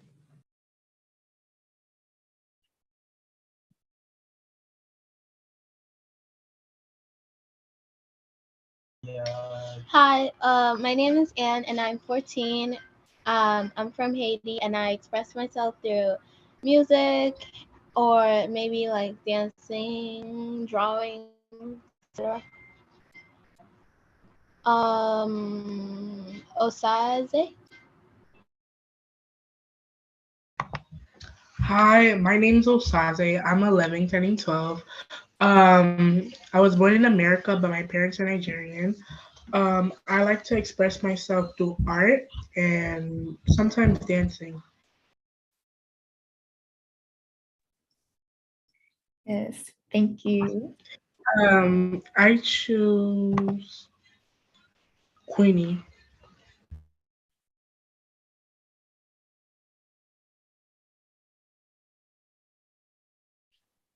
my name is Queenie. I'm 10 years old. I'm from Brooklyn, New York. And one way how I express myself is by art and dancing. Beautiful, beautiful. And what about you, Miss Victoria? How do you express yourself? I express myself in a lot of different ways. Nail art is one. I love getting nice nail designs that like coordinate with my interests, like my favorite movie or just a mood. I get a lot of clouds. Miss Cat did a beautiful set on me when she did a sky. It was half dark. It was like stars on one hand, clouds on the other hand. It's a very dreamy way. Another way is definitely cooking. Y'all know I love to cook. So cooking is definitely my way to express myself. How about you, Miss Friday? Well, I express myself through a few different ways as well. Mainly metal. So I'm a metal artisan and I sculpt metal and make metal gowns and tops and carpets and curtains and all sorts of things. So yeah, I love metal. What about you? Gloria is here. Gloria is our FWFA alum. How do you express yourself? I express myself through like video editing. I feel like that's something that I enjoy a lot of the times, like making like TikToks or making like YouTube videos. They're always so much fun. Adding like effects or like adding like music when like something upbeat is happening, or like adding like a clip where it's like, oh, now like we're gonna flip to another, what's it called, another scene. So like maybe I'll add like a paper effect to kind of show that. And it's so fun. That's how I express myself. Awesome. What about you, Jules? Jules is also a part of our Academy's operational team. Tell us how you express yourself. I express myself through painting, but I also love skincare. So that is definitely another way through which I express myself. And I love hair as well. So I love, doing that, but mostly through painting and art, I would say definitely. Yes. Beautiful. Beautiful. And then we have two more. Rich. Rich is not able to use audio. His audio is not working. So Rich, tell us in the chat how you express yourself while our creative mentor, Miss Katora, lets us know via audio.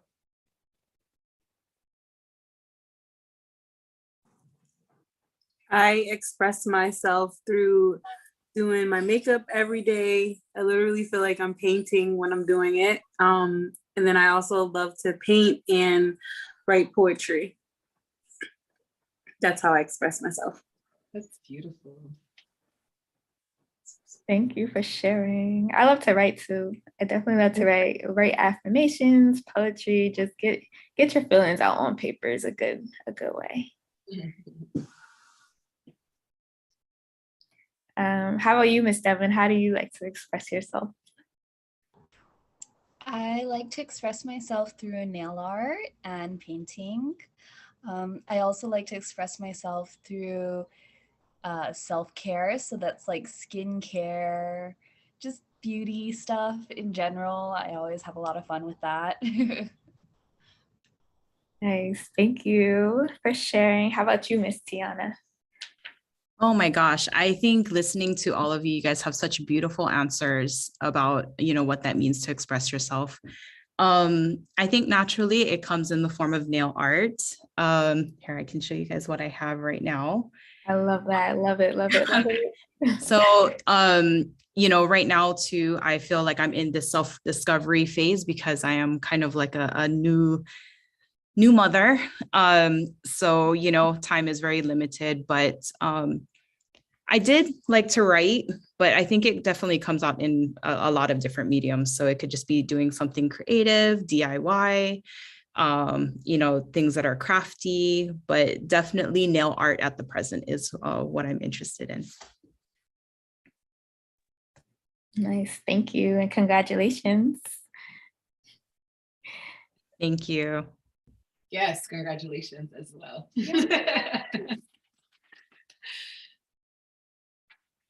So those are all beautiful ways to express ourselves.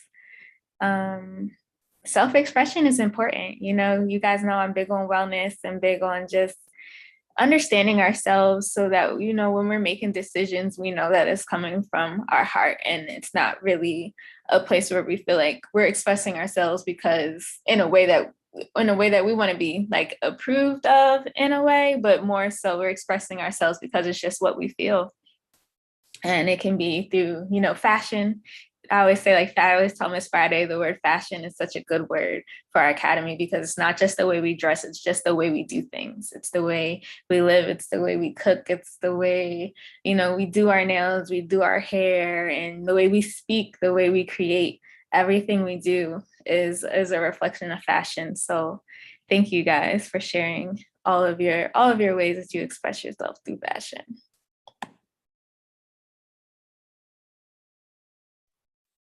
And sorry, also Miss Friday, could you make Miss Tiana a co-host so she can share her screen, because she does have a presentation?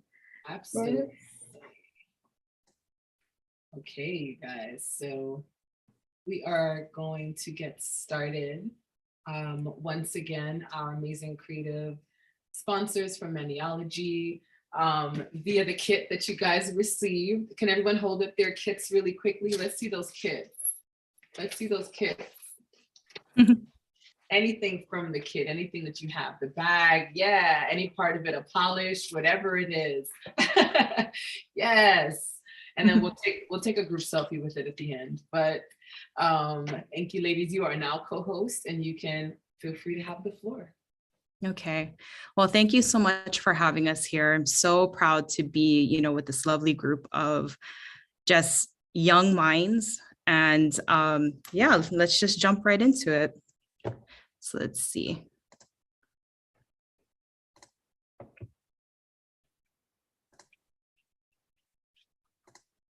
Uh-oh. Okay.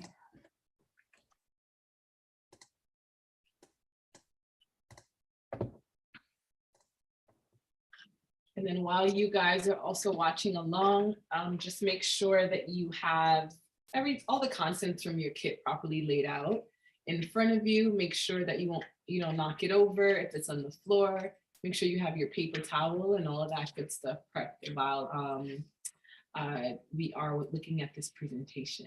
So yes. Yes, definitely. I think adding to that, and I'll also, if I don't get to it, please remind me. At the end of these slides, I would love to answer kind of on top of what Victoria was mentioning with the purple booklet, the creative booklet that you guys had, because there's a lot of really cool ideas about that. But from the top, we are Maniology, and simply, at Maniology, we believe that your nails are an opportunity for adventure, fun, and unrestrained artistic expression. And so, we were talking about how do you express yourself? And that was so key for when we decided to brand our company and just what that meant to us. So we're excited to share this with you and to start creating stamping nail art and also, develop our relationships as well. So a little bit about our story. We rebranded in 2018 to Maniology.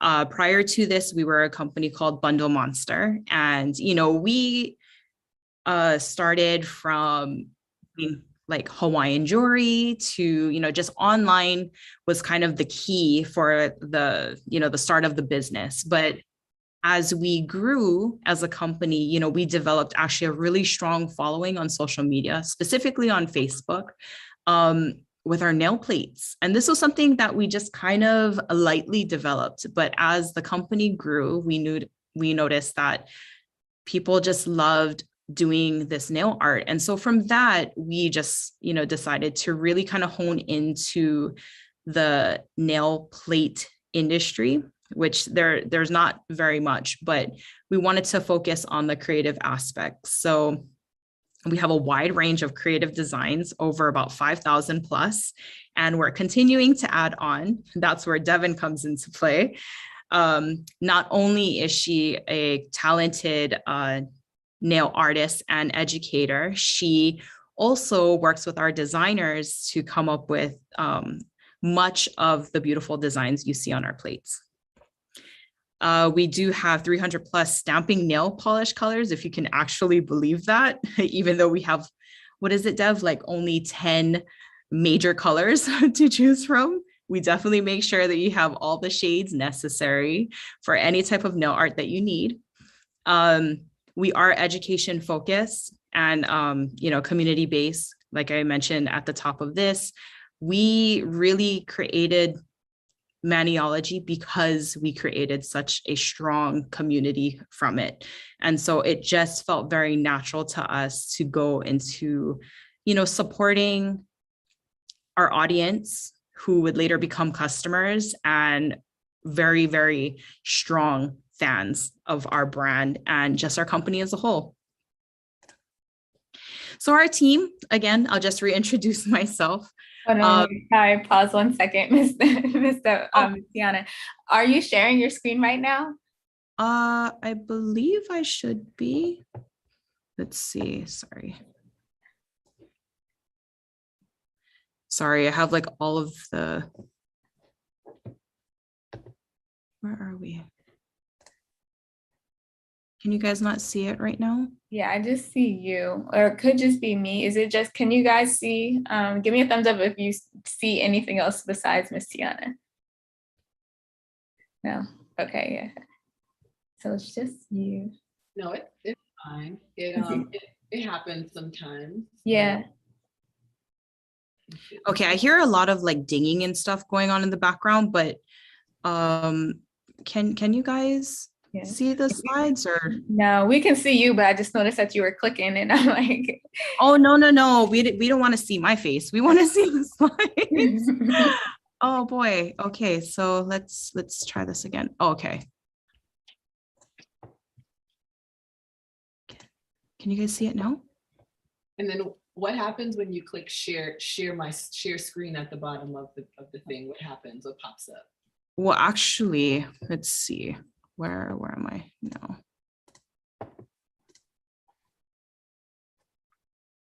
Okay, guys, technical difficulties happen in the art world all the time.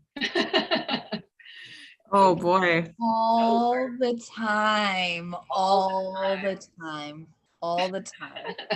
When you least expect it, it happens. No kidding. I'm so sorry. But right now, I'm sorry. It's okay. I'm just kind of clicking around. I'm trying to see what's going on. If there's a link also, you could share the link or the document. Miss Victoria, if that helps. Let's see. Okay, let me just exit out of this full screen because no worries. So in the meantime, as we're prepping, Miss Devin, could you tell us know a little bit more about this? Like, you work with the designers, yeah? How's that experience and what's that like? So basically my past is that I used to be a nail technician, and then I applied for a customer service position for Bundle Monster, which is now called Maniology. And I kind of was talking with our boss, and he's also kind of noticed I wasn't doing so well in my writing and customer service area. So he kind of decided, hey, maybe we should try put you in marketing, which was where I was more interested in, because I do have, experience as being a nail tech. So they kind of gave me some projects, and I started working with a team of designers and our team of buyers to source products that I felt matched our market much better.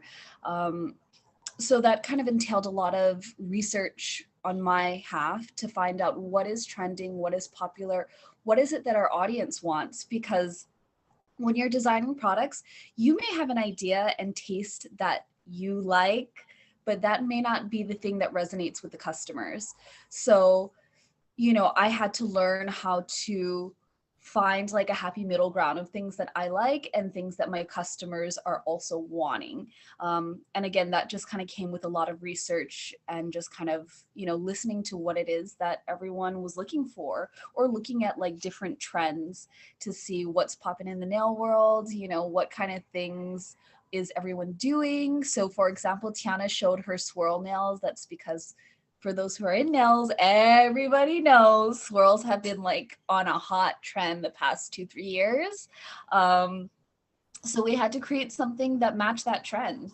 So that's kind of, well, that is majority of what my position is. It's a lot of research and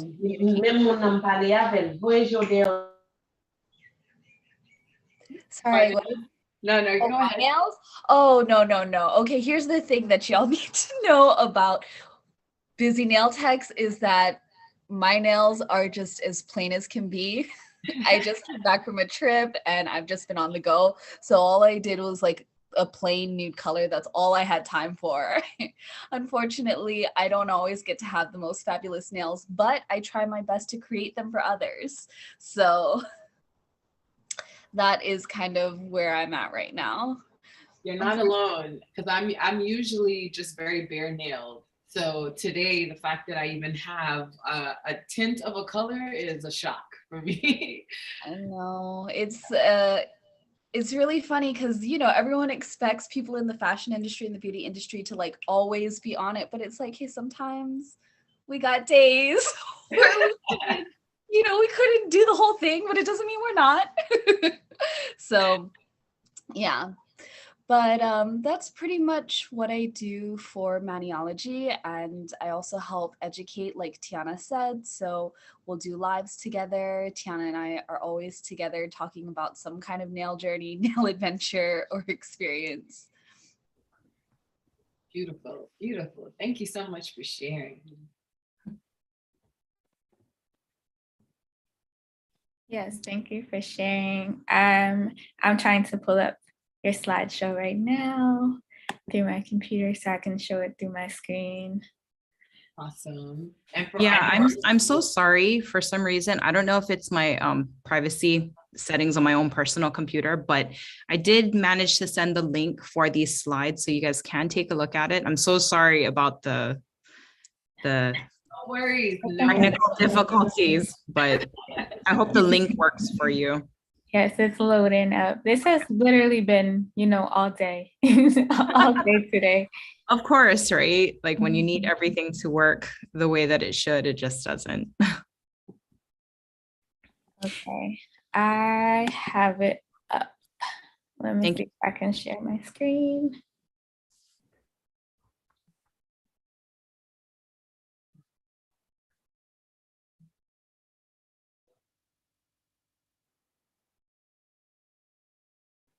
And for our creative scholars, just a thumbs up to show that you guys all have your kits ready, right? All laid out, your paper towel and everything. Awesome.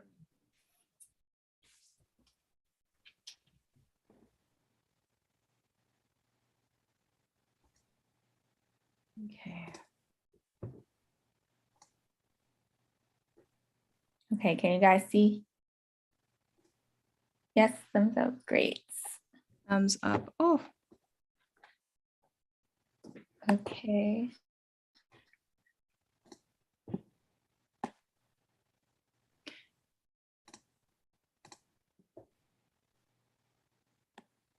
Okay. Now I can't see anyone's faces. No.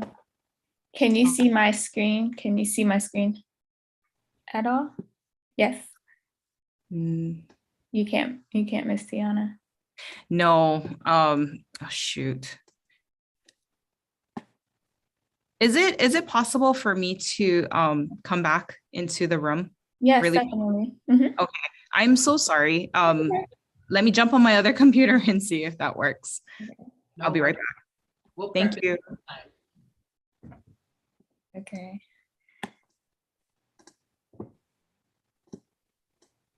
Okay, so in the meantime, let's go around and talk about maybe something that we learned from our previous creative mentors in section 1. Let's start with Anne. And what you learned that really stuck out to you for our last section with Miss Tiny and Miss Katora.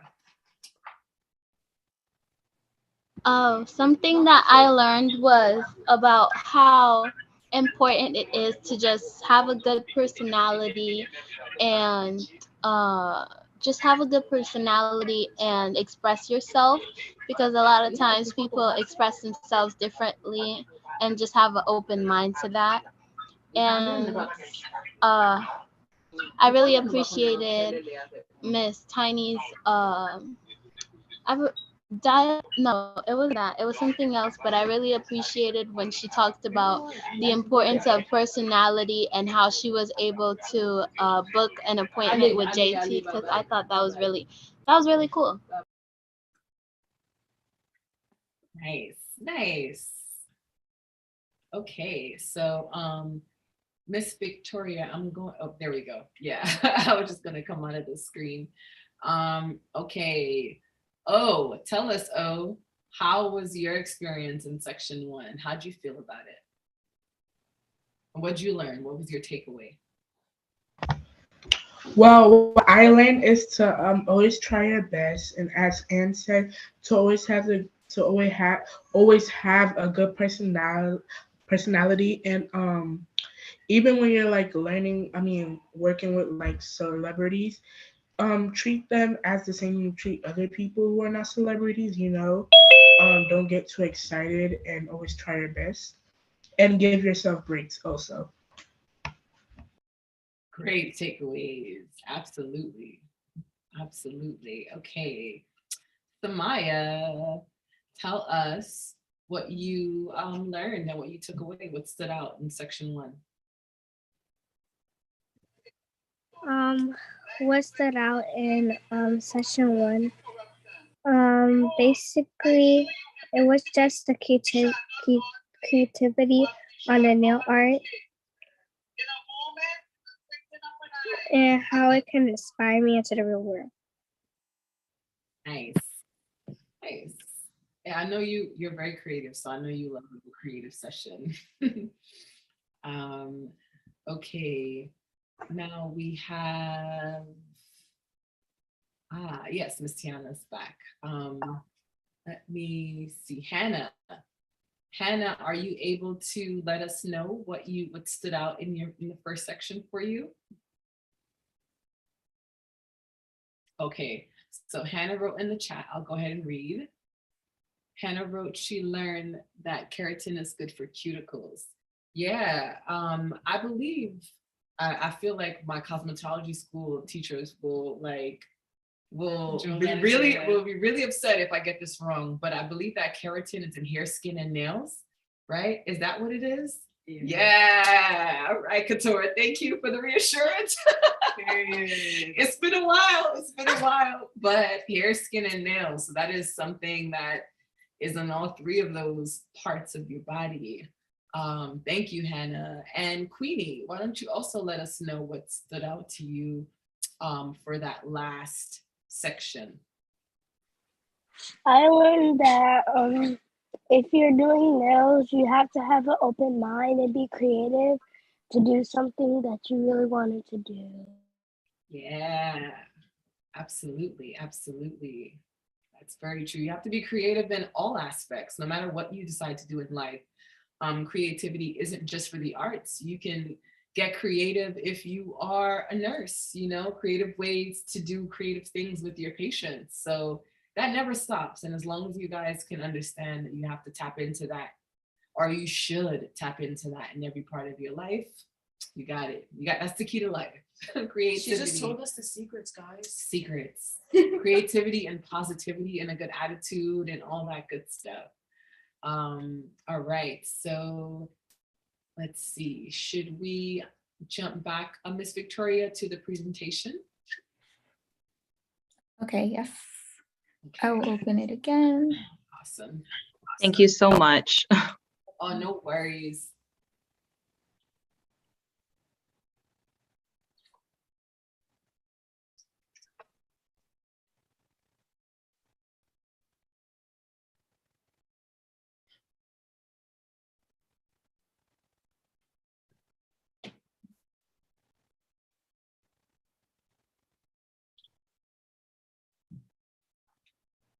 Okay, can everybody see? Yes. Great. Okay. I'm going to.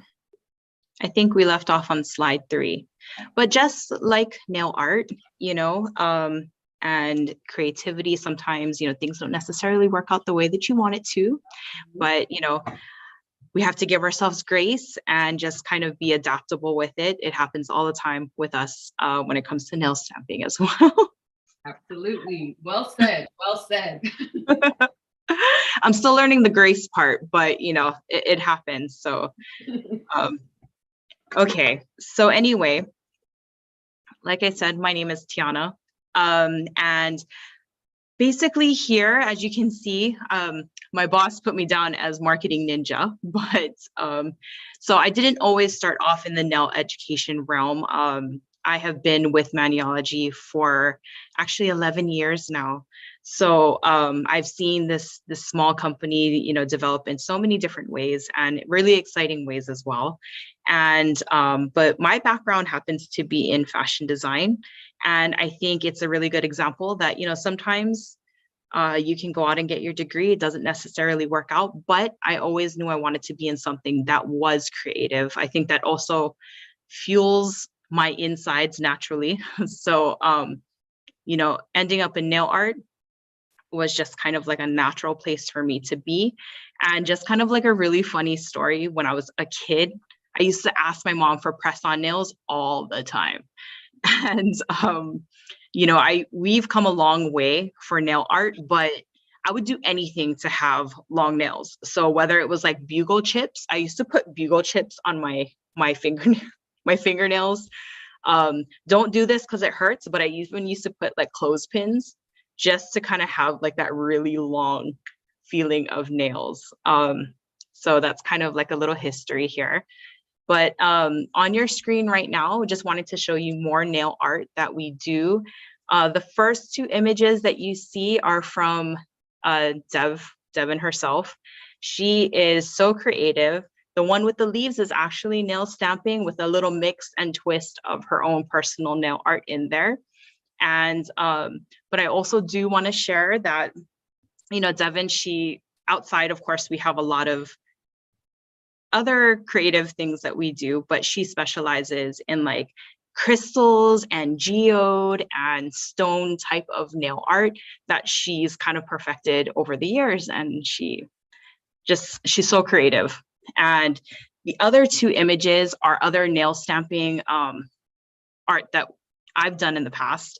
Actually, the one that is on the nail tips was a manicure I just recently did for a YouTube live that was mimicking, or I was inspired by Blake Lively's Versace gown. And the other flame nail art is just like a trendy nail art that I had just recently done. So. And so actually, I think this section, maybe Dev can go into a little bit more about nail art careers, and what are some other ideas that you could get into that's kind of expands outside of just the art aspect. Dev, if you want to jump in. So actually, there are quite a few careers that you can do within nails that is not being a nail technician. Of course, if you want to be a nail technician, that's amazing. But there are so many ways. So for example, we have graphic designers now that focus specifically on creating like nail plates for us. So I'll work with them and I'll tell them like, hey, this is what I'm seeing everywhere. This is the trend. These are what like our customers are asking for. Now, here's an inspiration board. Can you make something similar to this or design something with that in mind? And then I'll kind of go in and refine that with them. But being a graphic designer is definitely an option for nail artists. And I've also seen other popular nail artists on social media who are graphic designers also. Again, drawing, if you're good at painting and drawing, there are so many crossovers within all these worlds. That's part of the reason why I got into nails, is because I absolutely loved drawing and painting when I was a kid. Other ways that I've seen nail techs work is in customer service. So I also used to do customer service too, because a lot of times when you're a nail artist and people are purchasing products, they don't know how to use it, or you decide that you want to become an educator for a brand and people need to know how to use those products. That's when that customer service skills really comes in. So if you're a nail artist and you want to go even further with your career, having all these other abilities, like being able to have a good attitude, like I think you guys were talking about in the first segment, and being open to other people's ideas is very important for this kind of thing. So that way you can take your career even further. I think there are some nail artists, if you are on social media and you're a nail artist, you're definitely into video editing of any sorts now that Reels and TikToks is the thing. Content writers are other options. Content writers are people who write all the descriptions for products. So I actually also used to be a content writer for Maniology way back in the day. That's not my strong point, but I can do it when I need to. So, you know, again, all those websites that sell beauty products or nail products, they all need someone who can write those descriptions. And if you understand the product well, if you're a nail artist and you're selling nail products, it makes it that much easier for you to be able to talk about it and let people know what this item is, how to use it, etc. Marketing is also the aspect that I guess like Tiana and I are in, because I work on creating products, but then we also talk about it in our YouTube lives, which is also like a form of marketing. And technically I'd be considered like on the marketing team within Maniology. And then also the very popular route, which is educator. And so nail technicians have the ability to also seek higher education if you wanted. So for example, you can become an educator for a brand. I am Maniology's brand educator. And I also, outside of Maniology, am an educator for multiple Japanese and Korean gel brands. So being an educator is really nice option if you are a nail tech, because it helps affirm your qualifications as a nail tech. And it also usually is another opportunity to earn more income depending, you know, what the brand's rules are. But there's a lot of really cool things that you can do as being an educator. And I'm sure I'll talk to you guys more about it when I start demonstrating and showing you how to do nails.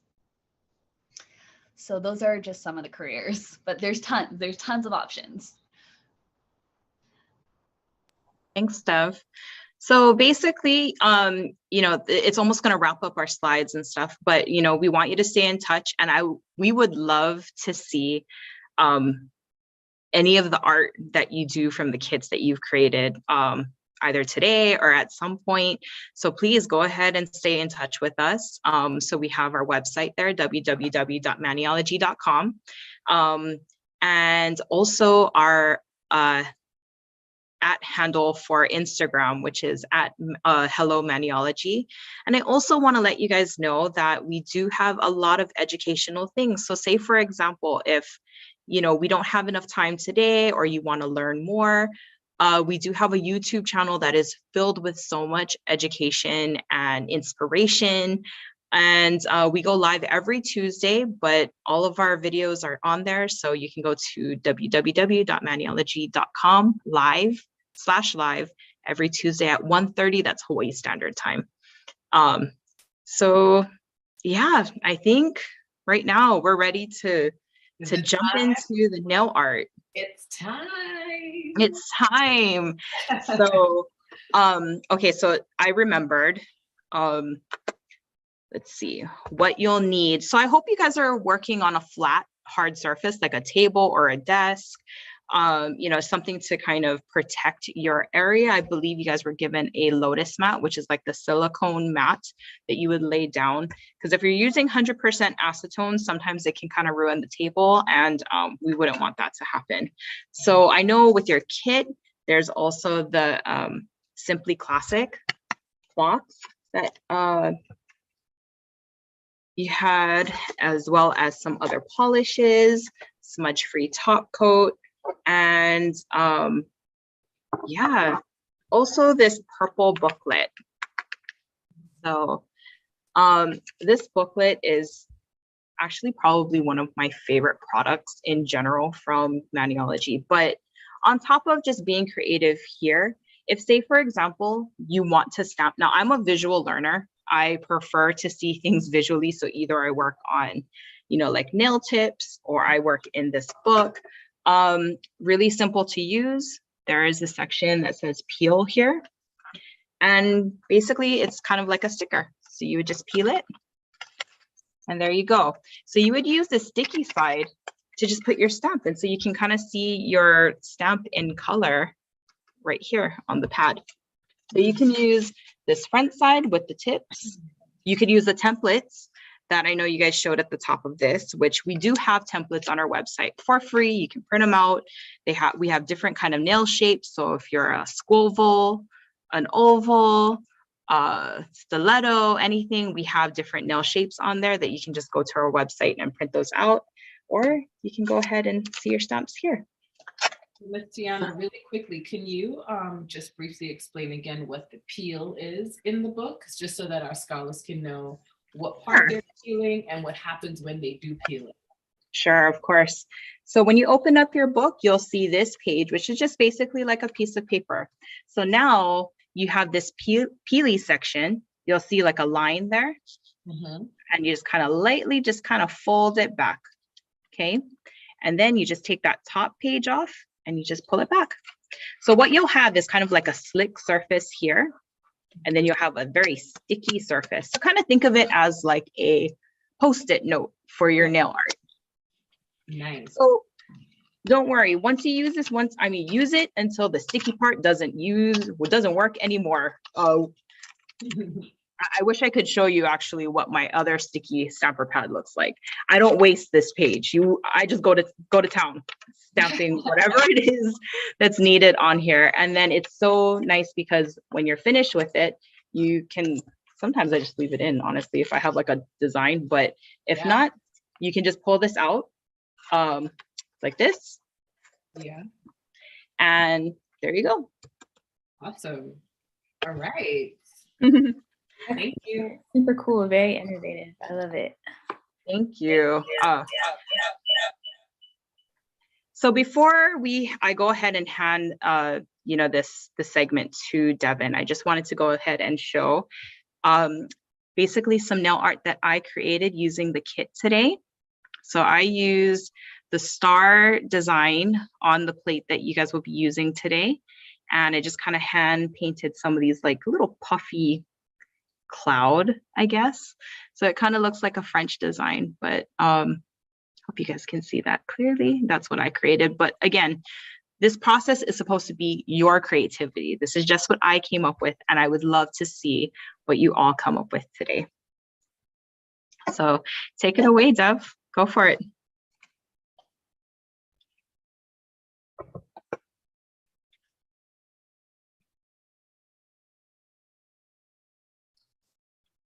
Evan, you might have to unmute your audio, but we can see.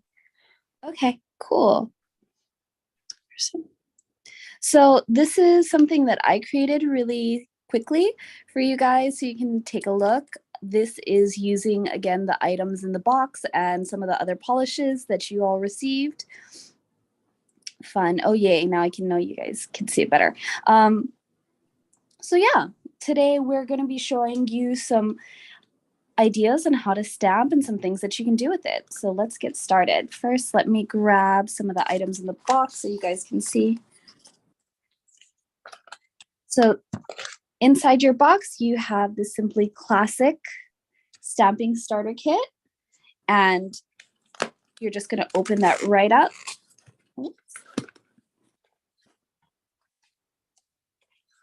Inside, you're going to have a little insert that is a starter kit stamping guide. So after this, if you guys still have questions and maybe you didn't catch it or you're just not sure how to stamp, you can always refer back to this because it'll say exactly how you can start stamping. Also, there's a QR code over here.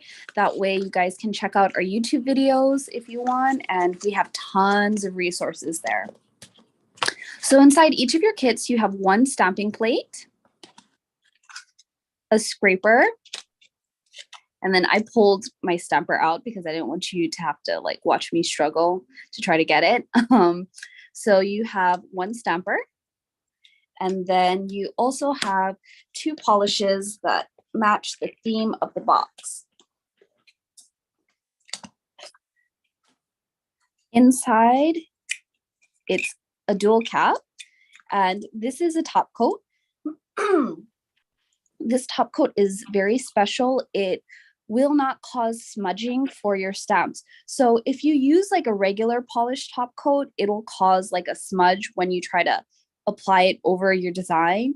This is especially formulated so that way that doesn't happen. And then also this works well on other types of nail art.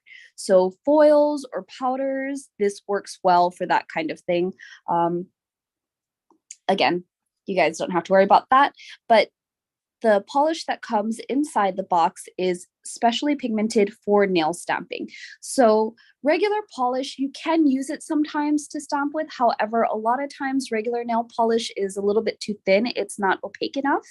Stamping polish is specifically formulated for stamping, because when you are stamping such tiny thin designs, you only need a very, very small amount of nail polish.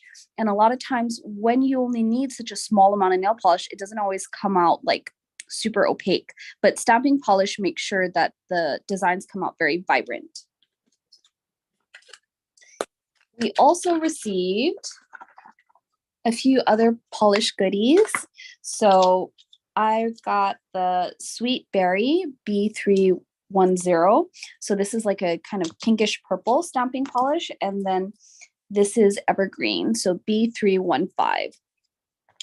And then this is another smudge-free top coat. So it's just a bigger version of this little one, because this is probably the most important thing that you'll need to protect your art.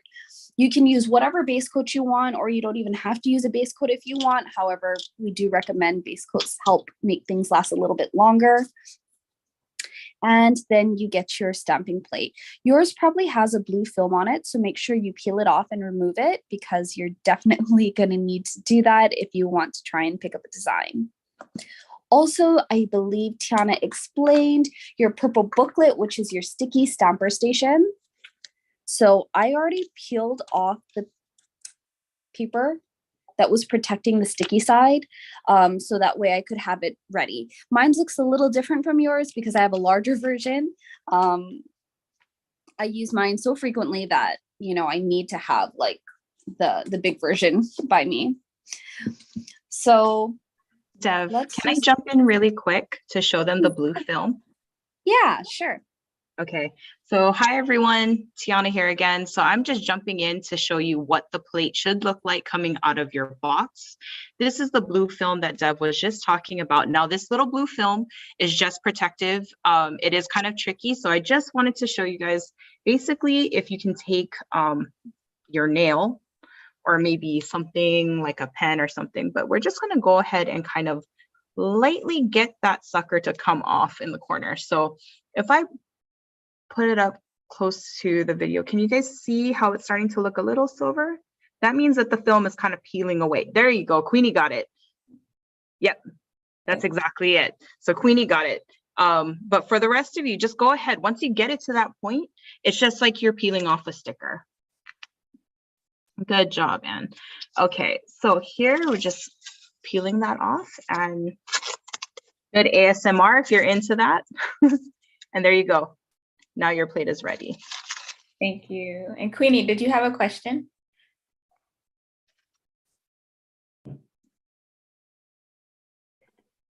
Saw your hand raised. No, I didn't have one. Okay.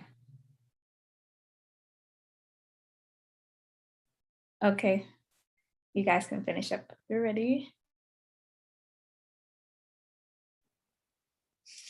Okay, so now that you have your plate all peeled and ready, make sure you have something down on your surface to protect it. I think that was like something that was sent to you guys. Make sure there's like a trash can down, or a trash bag down or something.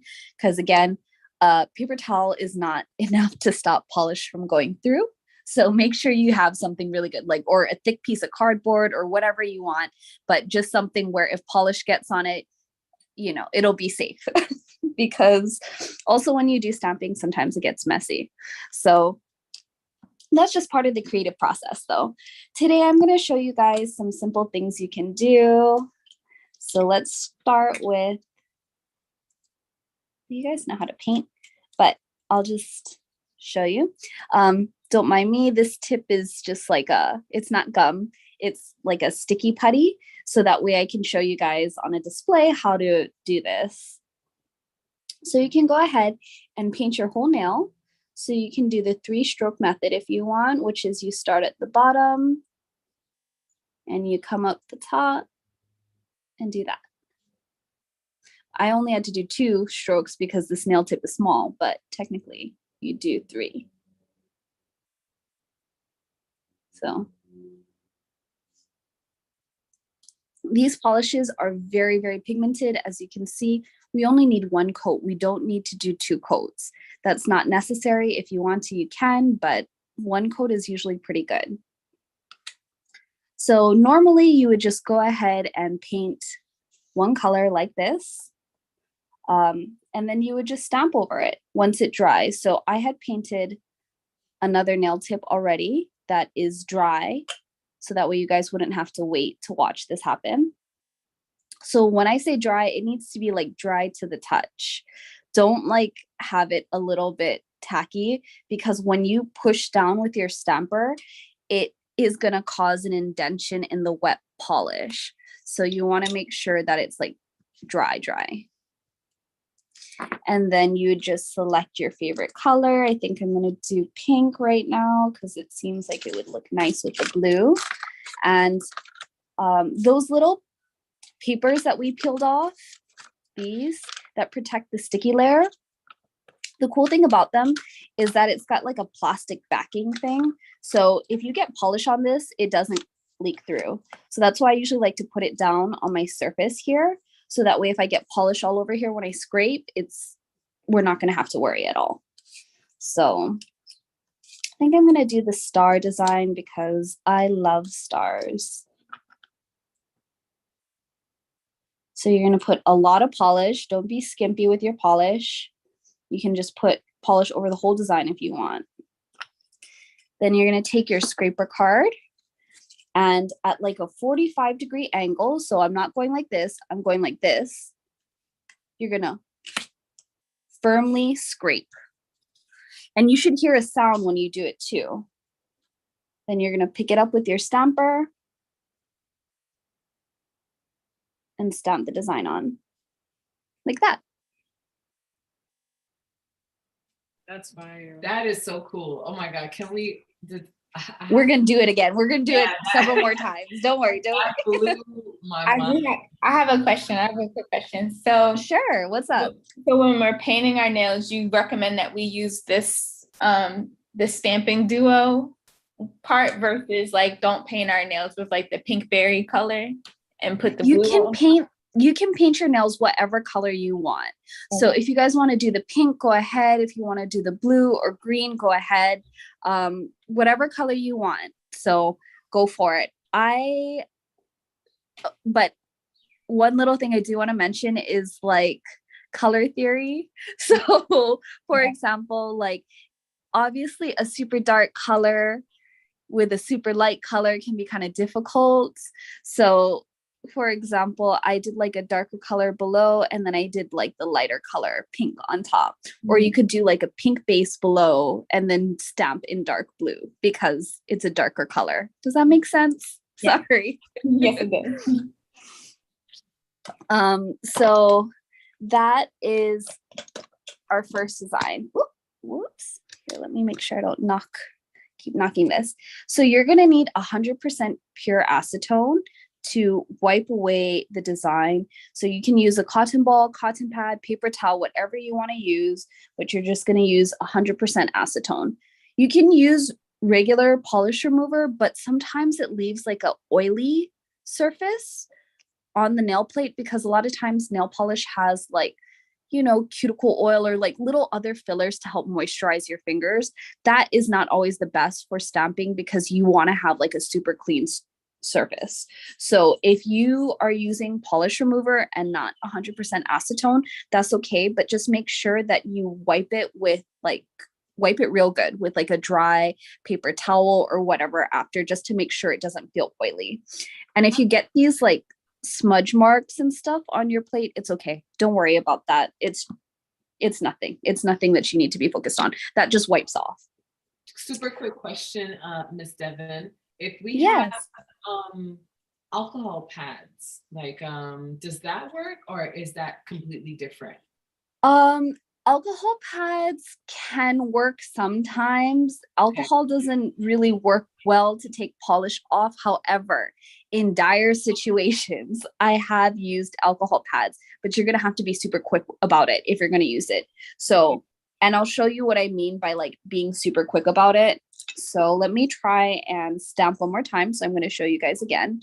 Let's see if I can like move the, oh, there. I think that's a little better. That way you guys don't have that glare. Perfect. And then we can see you in the thing. Yeah.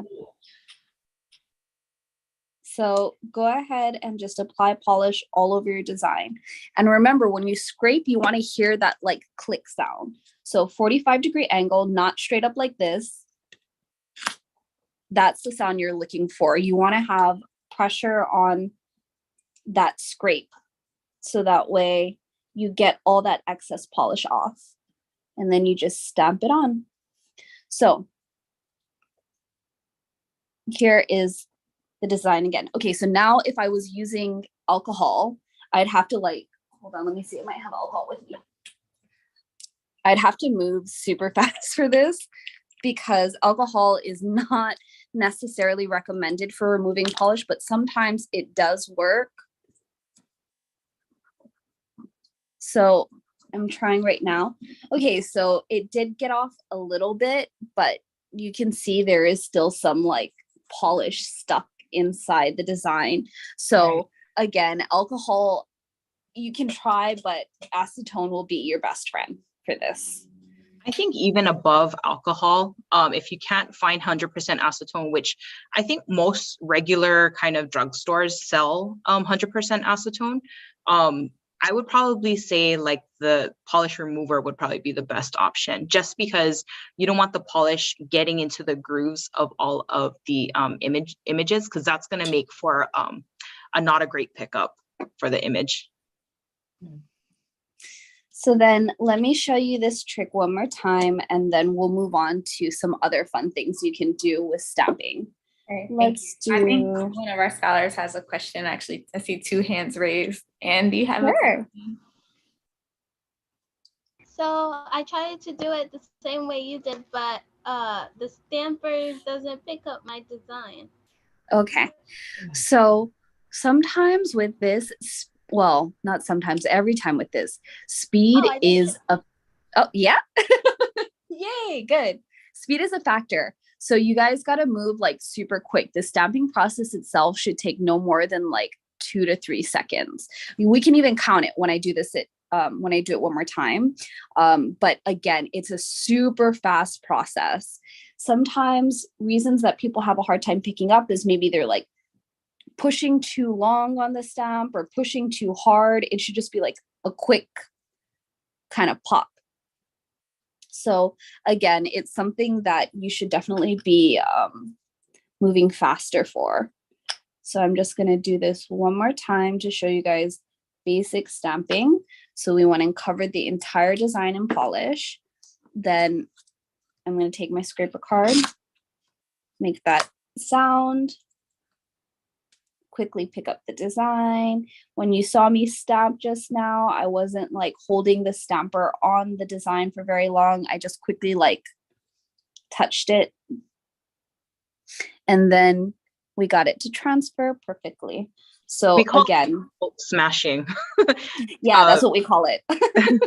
Don't Hulk smash the stamper, but you know, that's just a couple of tips. Now, another thing too is to just make sure before you use your stamper, use your sticky stamper station. So that, going back to the paper the sticky paper that I was showing you earlier, go ahead and use the surface of your stamper to just kind of get any debris off, and that's also possibly any excess oils too. For your sticky paper, can you take over the paper? Then Samaya had a question as well. Samaya, let me get you on the spotlight. Oh God, honey. Okay. No. Go ahead, Samaya, ask your question. The same thing like and it's not working for me. It's not Okay. working on the sticky thing. So We tried it a couple of times. yeah, it definitely like, I'm not gonna lie, it does take a little bit of getting used to because there is like a little bit of a learning curve, but you just kind of have to play around with it. So even if you feel like it's not working, keep trying again. And just try different things. I wish I could see a video of exactly what you guys are doing to help. But if you still can't get it at the end of this portion, you guys can always email us and then we can help you out even further. And like, we can show you exactly how to get it perfectly. So some things that I recommend is, again, when you scrape, make sure you're scraping like this. And it needs to be like a really strong motion. So you should hear that like click sound. Okay. That's how you know that like the polish has been removed. Then come on. Hey, I got it. You got it?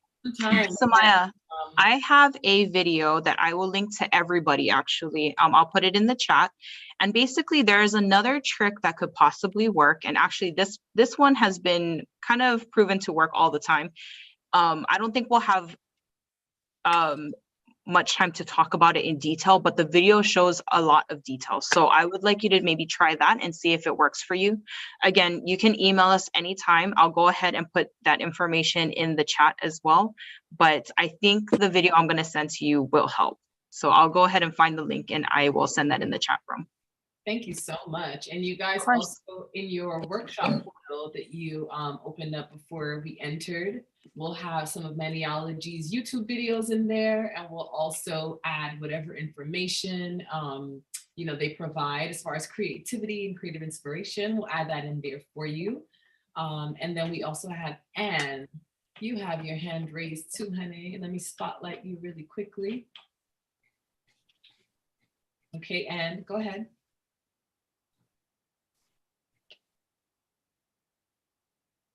Don't forget to unmute. Hello? Yes, we can hear Hello. you. Was there a question asked?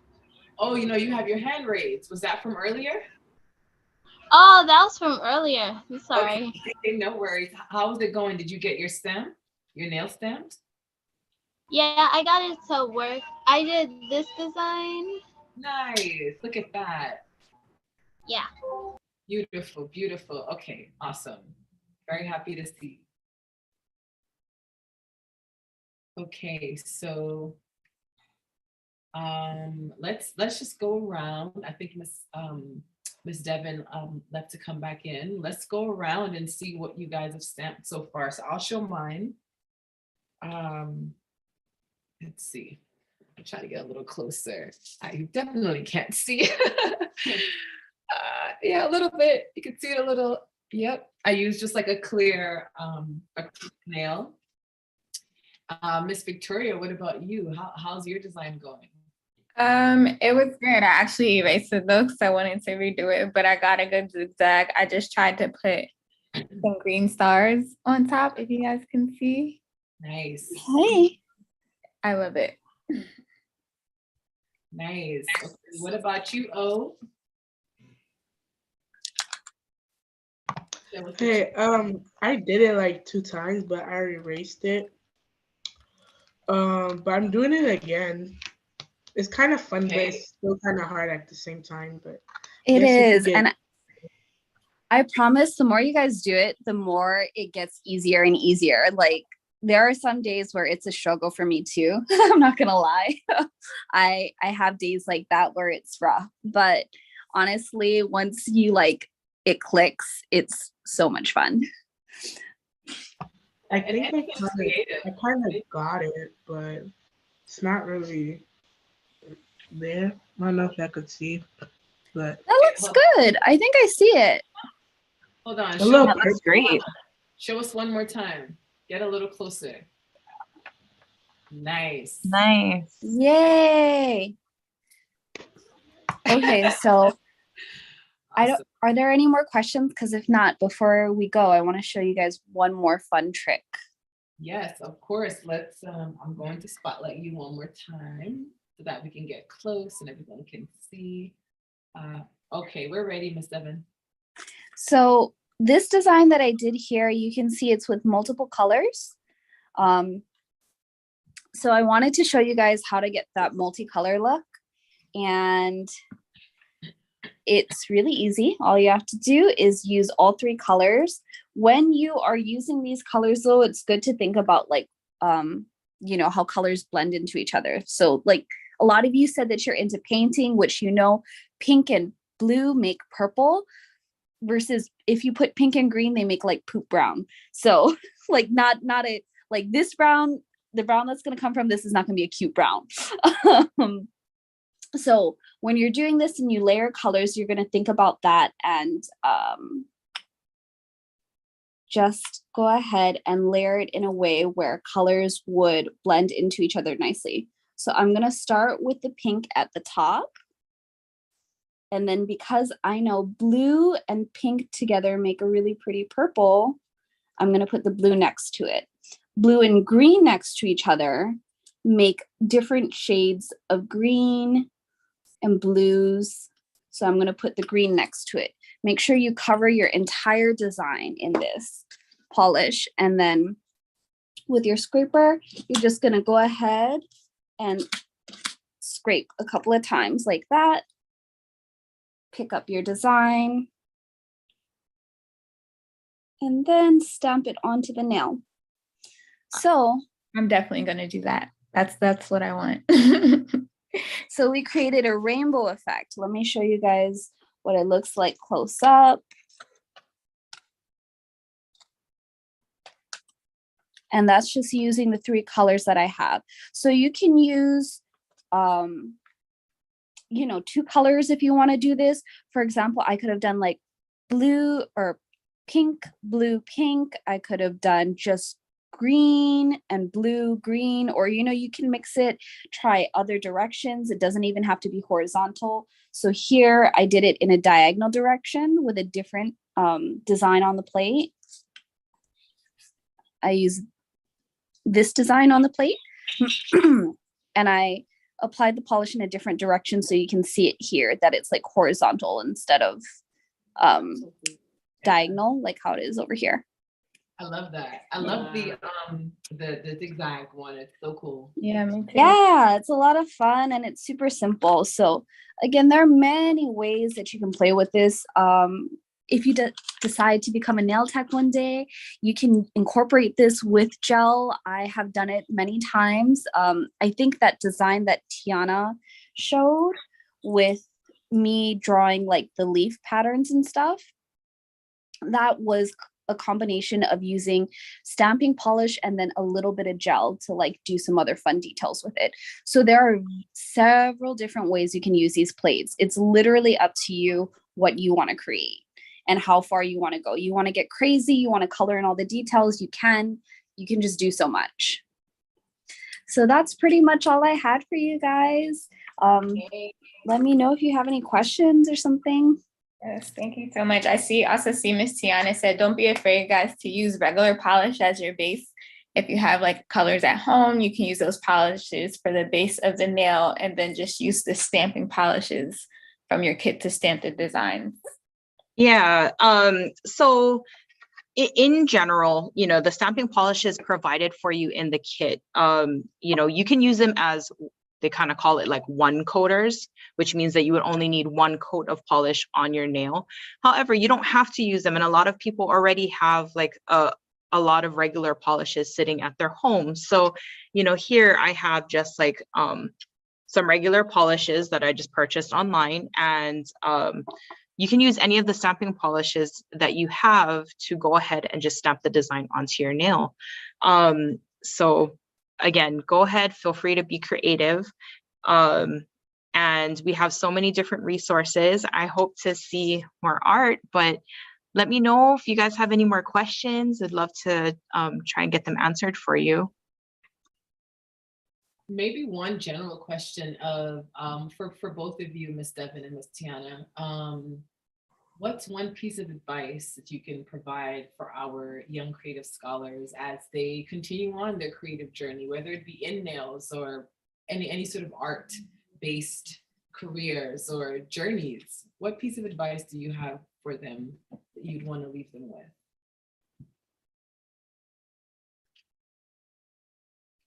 You know, honestly, we talked about fashion and kind of coming from like a genuine place. I think I kind of mentioned it already, is giving yourself the grace and be adaptable. And I don't think that necessarily applies just to nail stamping. That's something I think we're gonna need throughout our lives, because we're always gonna come into situations where we're gonna find ourselves adaptable. If you're a nail tech, maybe, I mean, I'm just trying to keep it real. Maybe the person you're working with who is your client, I don't know. The vibes may not be good, but you're still trying to give them a service that, that they want. We have to find ourselves to be kind of flexible. So I think that's something that I'm finding out as an adult. I wish I would have learned that at your age, but that would be my general takeaway. Perfect. Thank you. I think my takeaway from doing nails and being in the industry for as long as I have been, because I've been doing this since I was like 20.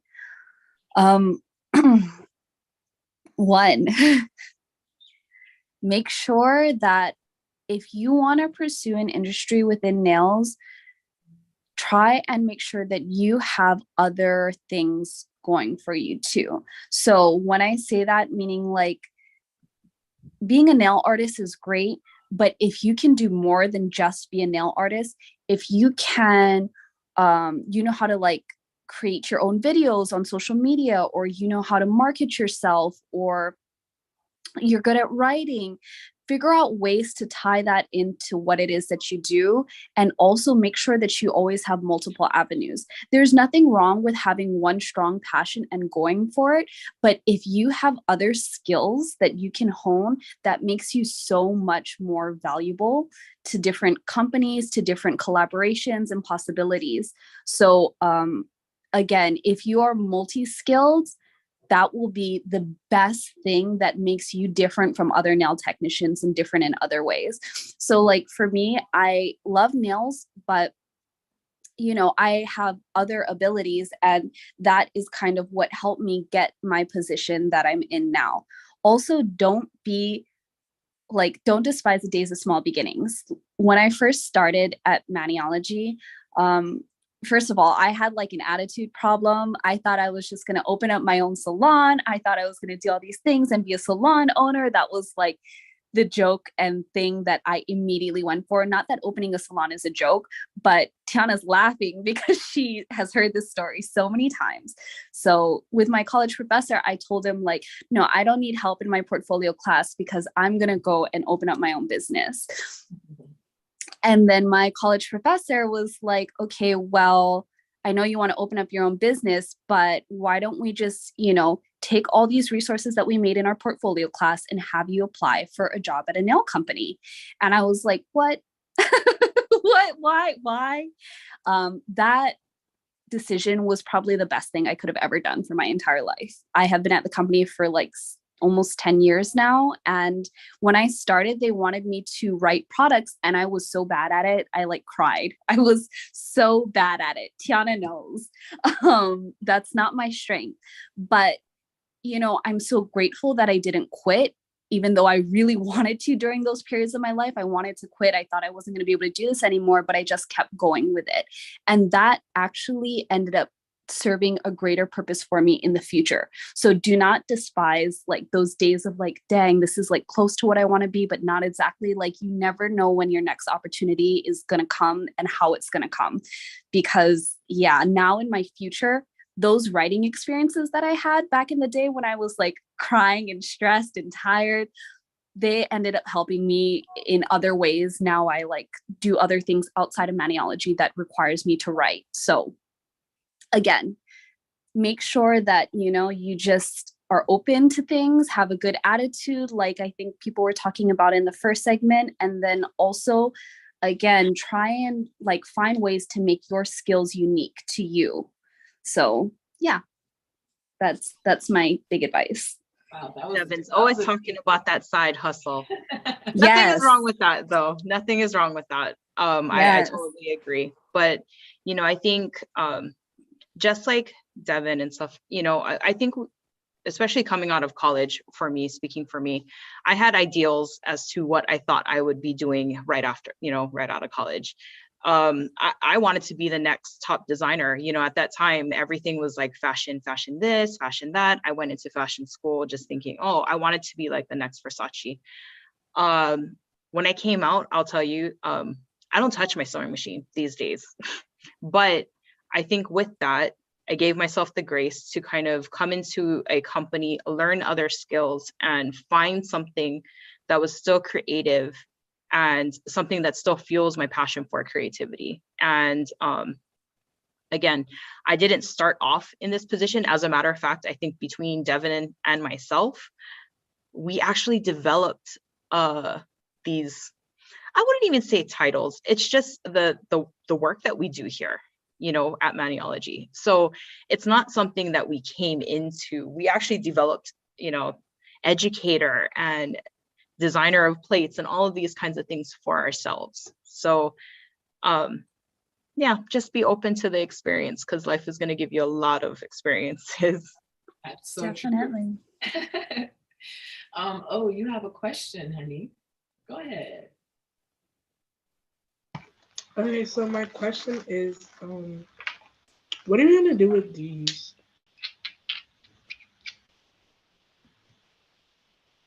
Ah, good question. Good question.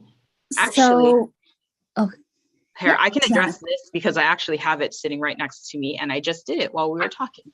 This is called cuticle oil. So, you know, I have really dry skin here. And, you know, over time, especially because we're washing our hands and putting the hand sanitizer and all that kind of stuff, right? Your skin gets dried out. So this right here, you just open it carefully because it is oil kind of infused with scents and everything. But basically we would just go and put it onto the skin, not a whole lot, but you see how my skin has gotten shinier, and you just lightly kind of rub it into your nail. So you don't have to use this if you have only a design. You can use this when you don't have anything on your nails, and it's just to add you know, to combat the dryness, but also to kind of nourish your nails. If you find that your nails are peeling, that's actually a reason why I use false nails, because my nails bend actually a lot and this gives it structure.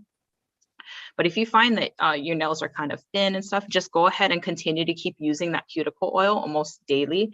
And it'll help to kind of nourish the nail, make it stronger, put those vitamins in. And yeah, it'll also help to grow it out as well. The other one, I'm gonna say, guys, Miss Cat mentioned that earlier. Remember, she was talking about our skin and healthy nail care. She said we can apply the cuticle oil every day, and it smells really good. I was using it. I love the way it smells. Use it. So you don't only have to do it if you have a design. Use it when you have bare nails. You can use it on your toenails. It's not only for your hands. You know, use it before you go to sleep, or maybe before you go to school, or, you know, if you're going to a party, whenever. Use it whenever. I think the other one was the sticky base coat. Dev, you can jump in for this one. Okay. Okay, so for the base coat, you can just use it on your nails like a regular base coat before you put down any color. Or the other option is, when you guys get more comfortable with stamping, there are so many different ways you can use these products. So another popular way that people like to use them is called reverse stamping, which means you stamp the design and you like flip it over on the stamper, and you take a brush or a toothpick or whatever, and you literally color in the design with nail polish. Once you get that, it's almost like creating a nail polish sticker. So once it dries, you would apply some of that sticky base coat that you have on, just like a thin coat over your dry nails. And then you wait for it to get tacky. It takes about 30 seconds to a minute. and you'll notice that like you won't have a fingerprint, but you'll notice that it like leaves, how do I explain this? You won't have an indentation from pressing down, but you'll notice that maybe your fingerprint mark is on the polish. That's the perfect time. Then you just stamp it on. So it acts like a glue, basically. So you can use it as a regular base coat, or you could use it as a glue to put a polished decal on and adhere to your nail. We have videos on how to use this because, again, like these plates, there are so many things you can do with them, like so many. We have hundreds of plates. I'm going to show you like one that we haven't even released yet, but we have so many things and so many ways that these can be used. So I highly, highly recommend you take a look at our YouTube channel when you guys have time. There's so much resources that we talk about. Nice. Thank you so much. Thank you so much. Great question, by the way, because I definitely was going to touch on that before we left, just so that you guys knew, everything that was in your kit. So can we just go around as we end off for today to see everyone's nails? Everyone has a chance to, just show what they have. How about we start with you, Miss Jules? Let's see what you were able to design. Oh, mine is not, I'm not comfortable sharing it because I see everyone's looks so good, but mine's is not. You have to be the example of confidence. So show us what you have, no matter what. Well, I practice on my sister. Okay. And let's see. This is what I have so far. Don't laugh. No, a little closer, sister. We love it. It's cute. It's really cute. It's you chunky. did an amazing job. It's chunky, so that's why I didn't want to show it. Come on. Thank you, sister. She's the hand model today. Right. What about you, Anna? Let's see what you So mine is interesting. Okay. It's not, it's okay. It's not good, but I haven't cleaned up the cuticle parts, but I just did. I don't know if you could see, but yeah. Oh, those are so cute. It looks great. Sorry, Miss Friday, can I interrupt real quick and say something so that way we can just get all the nervousness out of the way? Absolutely. Ladies and gentlemen, when I first tried stamping, mind you, I had been a professional nail technician working on thousands of clients. I could not pick up a stamp to save my life. It took me literally more than a day, and y'all have picked it up so much faster than I have. So don't be ashamed, don't be shy, because honestly, the very first time I tried stamping, it took me hours to pick anything up, and I didn't even get a good pickup. It was so bad. It was such a hot mess when I first tried. So everyone in here is already doing 10 million times better than I did on my very first try, because you all picked something up. So you're doing great. Absolutely. You got it. Everything looks good. Don't be shy. Don't be nervous. Thank you, Ms. Devon, for that sort of confidence. We appreciate it. It's important to know that in art, get comfortable with not being fully excited about the first try, right? That's what it is to be an artist. You may not like it the first time, but practice is the key to the game. And once you practice and you become more comfortable with the tools, I'm sure by next week you guys are going to be sending us tons of nail fees, showing us what you've done. So yeah, don't stress it. I don't even want to tell you guys what my creative process looks like. I mean, to be honest, before I even conquered, doing this on my own hand, I probably redid it about 4 times because I wasn't personally happy with the way that it came out. But this is the grace part. Give yourself grace and give yourself, the confidence that's needed and stuff, because, we don't all get things on the first shot, and over time, you'll definitely pick it up. So yay, please share. Thank you so much. Okay. Oh, back to you. Show us what you were able to accomplish, and then Samaya. Oh, Yeah. Hey, so I took it off. It was bad to be honest, but I tried. I took it off. It was kind of hard to like get the stamp thingy on, but after 5 tries, it was getting better. So it Hey, was fun. so listen, 5 more tries and you'll be there. It's okay. It's totally okay. Learning curve, you know? Samaya, go ahead and show us what you got. I'm still working on my name. Shoot me a promise. Yeah, we want to see the process. Miss Anna, did you do any on yours? No, we were trying to do it on hers, but we wasn't getting the stamp. But she now figure out how to stamp it. So Okay. she trying. So just You know. can, you can show them. Ooh. Oh, that's really nice. Nice. I would love to. Good job. Yeah. You did better than I did on my first day. Great job. I love the color combo too. That was close to your sketch, Samaya, the colors that you use. I'll tell you another thing, actually, straight lines are very, can be very challenging actually to get onto the nail because your nail's not straight, your nails are curved. So fantastic job. Miss Katora, let's see. Were you able to do any stamping over there? So I did, but I removed it. I have the technique down. I want to try the design that she did with the multicolor. However, I did try the cuticle oil and it smelled really nice. And I feel like my nails are very nourished and it is very important for us to use it on a daily. Yeah. So there'll be more. I'll try it later and post pics of it and hashtag you guys' company and tag you in it. Yes. Can't wait. Thank you. Okay, so who else do we have? Okay, so Hannah, you won't be able to show us, but if you can type in the chat, just let us know what it looks like. Or Hannah, if you want to text me your design, I can show my phone. And then I know Queenie was having a little bit of a computer issue, so I don't think Queenie's in here right now. Miss Victoria, did you go? No, I didn't go yet. I took most of mine off, but I put one back to show you guys. I did get it down, but I'm definitely gonna do the multicolor later tonight. Have a little self-care Sunday night, but I have.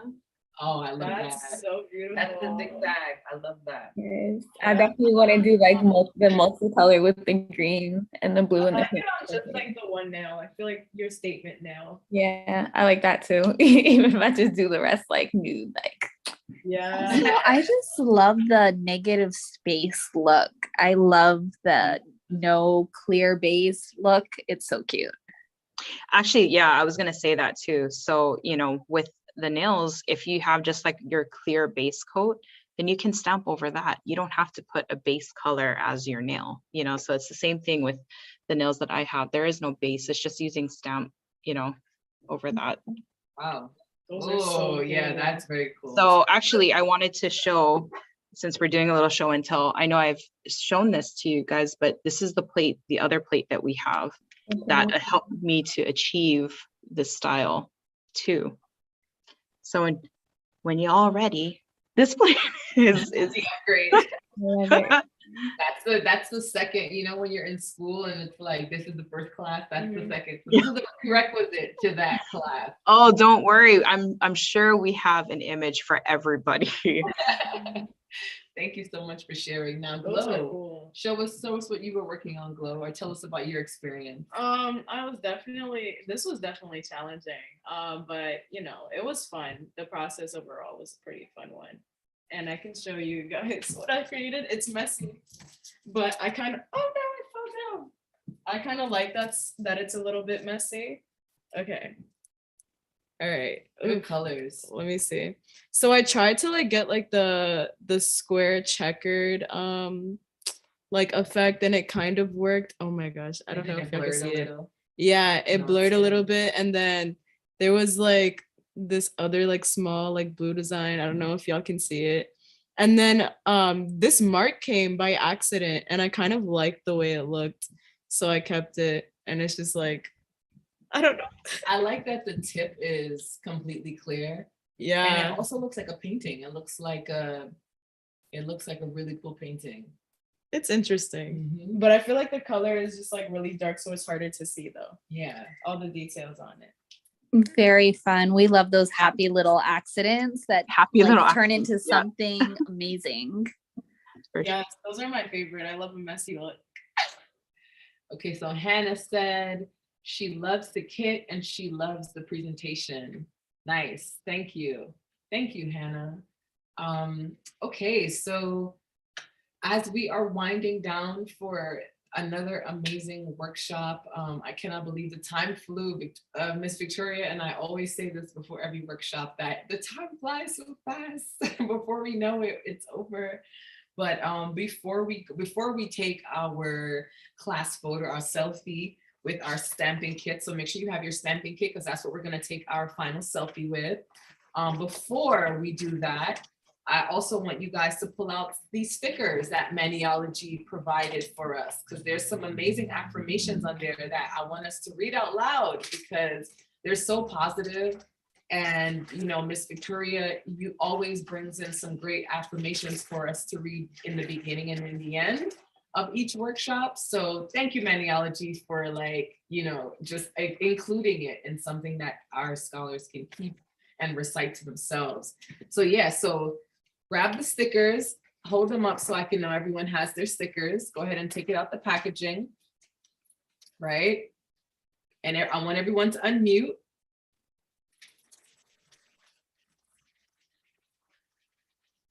So unmute once you have your stickers out.